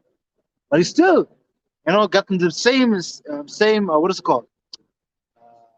Sepulcher, sepulcher, where they put the dead people. Yeah, But bigger. yeah, but what is it called? Sepulcher. Yeah, he was put there with all these wicked people, man. Yahushua died, but he didn't got put to a separate sepulcher, like a holy sepulcher. No, he was like to the common people. He was put there, or to all the sinners and so and so forth, even though he was only righteous, man. You know. Verse 10, yet it pleased the Lord Yahweh to bruise him. He has put him to grief when thou shalt make his soul an offering for sin. So he was offered for sin, man. He shall see, it's like he shall see his seed, he shall prolong his days, and the pleasure of the Lord Yahweh shall prosper in his hand. He shall see of the travail of his soul, and shall be satisfied. By his knowledge shall my righteousness, by his knowledge shall my righteous servant justify many, for he shall bear their iniquity. See, so the Heavenly Father was pleased to do that, man, because he knew the outcome, man. Today we can come back to the Lord. All this happened to the nation of Israel, and now he's going to come up and be like, this for all people, man. I get furious with that shit, man. Think about the Lord. It says clearly right there, it's done for his people, for the Israelites. Now all people will be like, yeah, but we want part of that. We want part of that. But you want us to be stay all calm, man. If you have to understand it, this is why it says, hey, the more you always say that. Say it. With much wisdom comes much grief. Exactly. And he that increases knowledge increases sorrow. See, combo that. Nah, but it's true, man. The more you know, the more sorrowful you get, because at the beginning you hear like, yeah, Yahushua died for us. But the more deeper you go, you're like, yo, Yahushua went to all of that for us. You hear that, you get sorrowful. And then some 50 years he want to come like, but I'm part of the covenant now too. I'm the son of Abraham, right? We all sons of Abraham, right? Fuck y'all motherfuckers, man. Y'all gonna go into slavery. Hardcore slavery, man. This is Revelation chapter 2 and verse. When you finish that? This is verse 12 and it's done. Verse 12. It says, therefore will I divide him a portion with the great, and he shall divide the spoil with the strong, because he has poured out his soul unto death, and he was numbered with the transgressors. See, he was numbered with the transgressors. And he bare the sin of many and made intercession for the transgressors. Hey, you have to understand, man. We're gonna have part of that too, because we go to same Christ tribulations, Yahushua. But Peter, This is Revelation 2 and 10. Fear none of those things which thou shalt suffer. Behold, the devil shall cast some of you into prison. see, so we might fall into prison. What they're gonna do with you in prison, man? Torture you, ass, man. For information, you might go to torturing. 10 days. Which is more or less, can be more or less, but you should be faithful unto death. Keep on reading. That ye shall be tried, and ye shall have tribulation 10 days. Be thou faithful unto death, and I will give thee a crown of life. See, be faithful unto death, man. So don't give in. Be faithful unto death, rather take death. Be loyal unto death to the Lord, man. And that's when you go read into the word faithful, it means full of faith. Full of faith in what? In the Lord, Yahweh. Maybe you get rescued, maybe Exactly. comes up. Think about the examples. This is why you should get the notion of understanding right now. Because, for example, in the time of Paul was captured, and Peter got captured, but also Paul, both of them was put in prison. Peter, angel came, opened the door, waked him up, woke him up basically. Woke him up. I'm talking about the guards. Oh yeah, put the guards to sleep. Yeah, opened the freaking big ass door. It was a huge door, and just delivered him. Or you get spiritual powers and you can That spiritual, exactly. Ordained angel come down, kill all the people right as as the guillotine comes down. Angel stops the guillotine. Or you get spiritual power. Then you just feel like, hey, I'm gonna make my neck out of iron. Boom! You see the blade just cracks, man. All these things is possible, man. But you have to have the faith and be loyal, man, to the Lord. And fuck this world, man. And fuck everything in it. Because this kingdom, this eon, gonna be destroyed, man. And our world gonna be built, man. And I just had one more thing in mind. It's Revelation chapter 3 and 11. I think. Then you want to close all that? Revelation chapter 3, verse 11. It says, behold, I come quickly. Hold to fast which thou hast, that no man take that crown. So hold fast which I have, which is the knowledge understanding, the faith in the Lord, that no man take that crown. You know? Basically, you see the rulership away from you. Because when it says man, it speaks about person. And let me ask you, who's the number one enemy? Not you. Who's your number one enemy? Myself, of flesh. Exactly. The flesh is the Ten number one times. enemy. Because think about it. If you're by yourself, do you all the things that you have to do? Or sometimes you just do bullshit. Sluggish. You get sluggish, Lazy. chill, you know? It's the flesh. Exactly. So your number one enemy is the flesh. Then comes maybe your surrounding, your female, your children, whatever. You know, your surrounding. But the number one enemy is your flesh. So that no person, not even yourself, take the crown off your hand. Because the one brother made a beautiful example. He was by the, I think, Marines. Was it Marines? And he had to beret. Because when you're in the final exam, you know, to get a Marine, you have to beret in your pocket already. That's what he said. Right. You have beret, which is what you have. This thing. You have it already, you know, with you. Before the final try comes, so you got it, but you're not allowed to put it up on your head. First, when you endure unto the end and make it, then you're allowed to put it on your hand, but you got it already in the hand. Same thing with us right now. You have to understand it like this. Yeah. Think about it like this. You got the crown already in your hand spiritually. You got it there. You walk and you walk, you know, but you are not allowed to put it on your head. You're not allowed to be crowned yet, you know, which actually going to happen by your house shot. So you walk and walk and walking. So you let yourself just, you know, open up your head and lose it. You let your female come and rip it out of your hand and throw it away. You let your son come and to grab it out of your hand. Your mother, your father, whoever. You know, your boss, who the fuck else? I don't know, man. Let no person take away your, you know, your salvation. Just keep it at that. Yeah, man. That nobody can take away your salvation. Everybody's gonna try. Yeah, because Satan's gonna send everything against you, man. You know? Yeah, man. That's for sure. Everything's gonna come at you. Yeah, man. You can close it. You can want to say something? I got one precept. Yeah, I can read it. Read it. Read it. Read it. It's based Isaiah 41:8. Just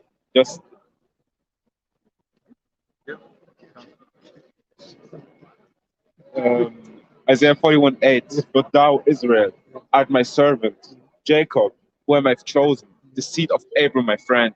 Read it Just again. Read it again. but thou, Israel, art my servant, Jacob, who I have chosen, the seed of Abraham, my friend.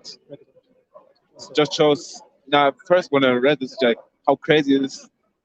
You have to imagine the king of the universe labels you as his friend, and Frank goes back into brother. So basically, labels you as his brother. You was family, man. Yeah, and through Abraham, we got blessing through Jacob. To Abraham, Isaac, Jacob. Yeah. Yeah, man. We got blessing, No other nation, no other kingdom upon this planet earth that the blessing is with, man. and you have to Only think. Israelites, man. And you have to think when you see a friend of your grandpa and you see his grandchild, friend of the grandpa, we're like, hey, yo, this is a grandchild, let's go, what's good. And you have to think Yahweh labeled Abraham, so basically our grandfather as his friends. Yeah, as our ancestors as his friends. Got a quick verse for what you said, it's because it's really beautiful what you said, man. It's good. It's beautiful thinking, man. It's the book of Sirach, also known as Ecclesiasticus, out of the Apocrypha, chapter 4 and verse 14. Let me jump to verse 11 real quick. Wisdom exalteth her children, and layeth hold of them that seek her. So the her is speaking about wisdom, okay? Verse 14, that's the point. They that serve her shall minister to the Holy One, and them that love her, the Lord doeth love. So if you love wisdom, if you follow wisdom, you love for the Lord, man. Yo, come on, man.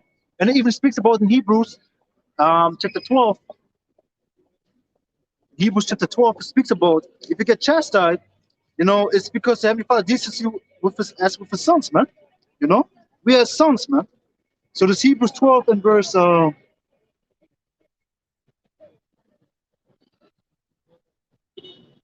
like it. Hebrews chapter 12, let me say verse 5.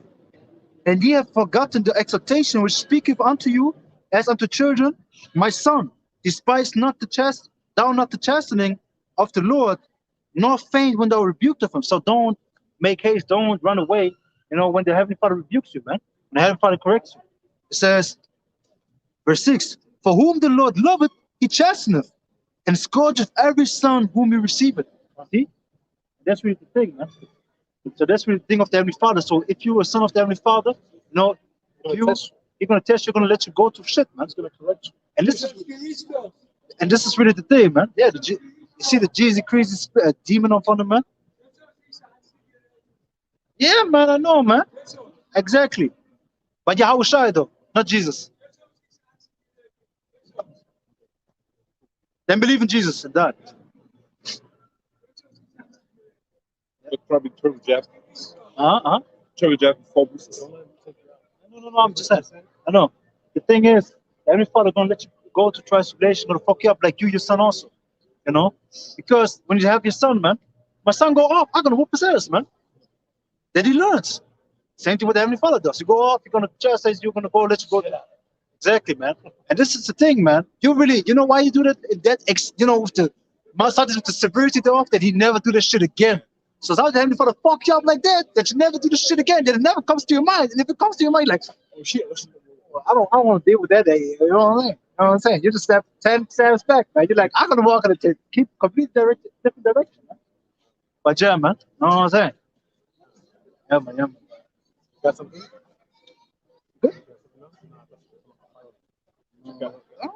No, that wasn't, man. You know, that was all, man. That was all.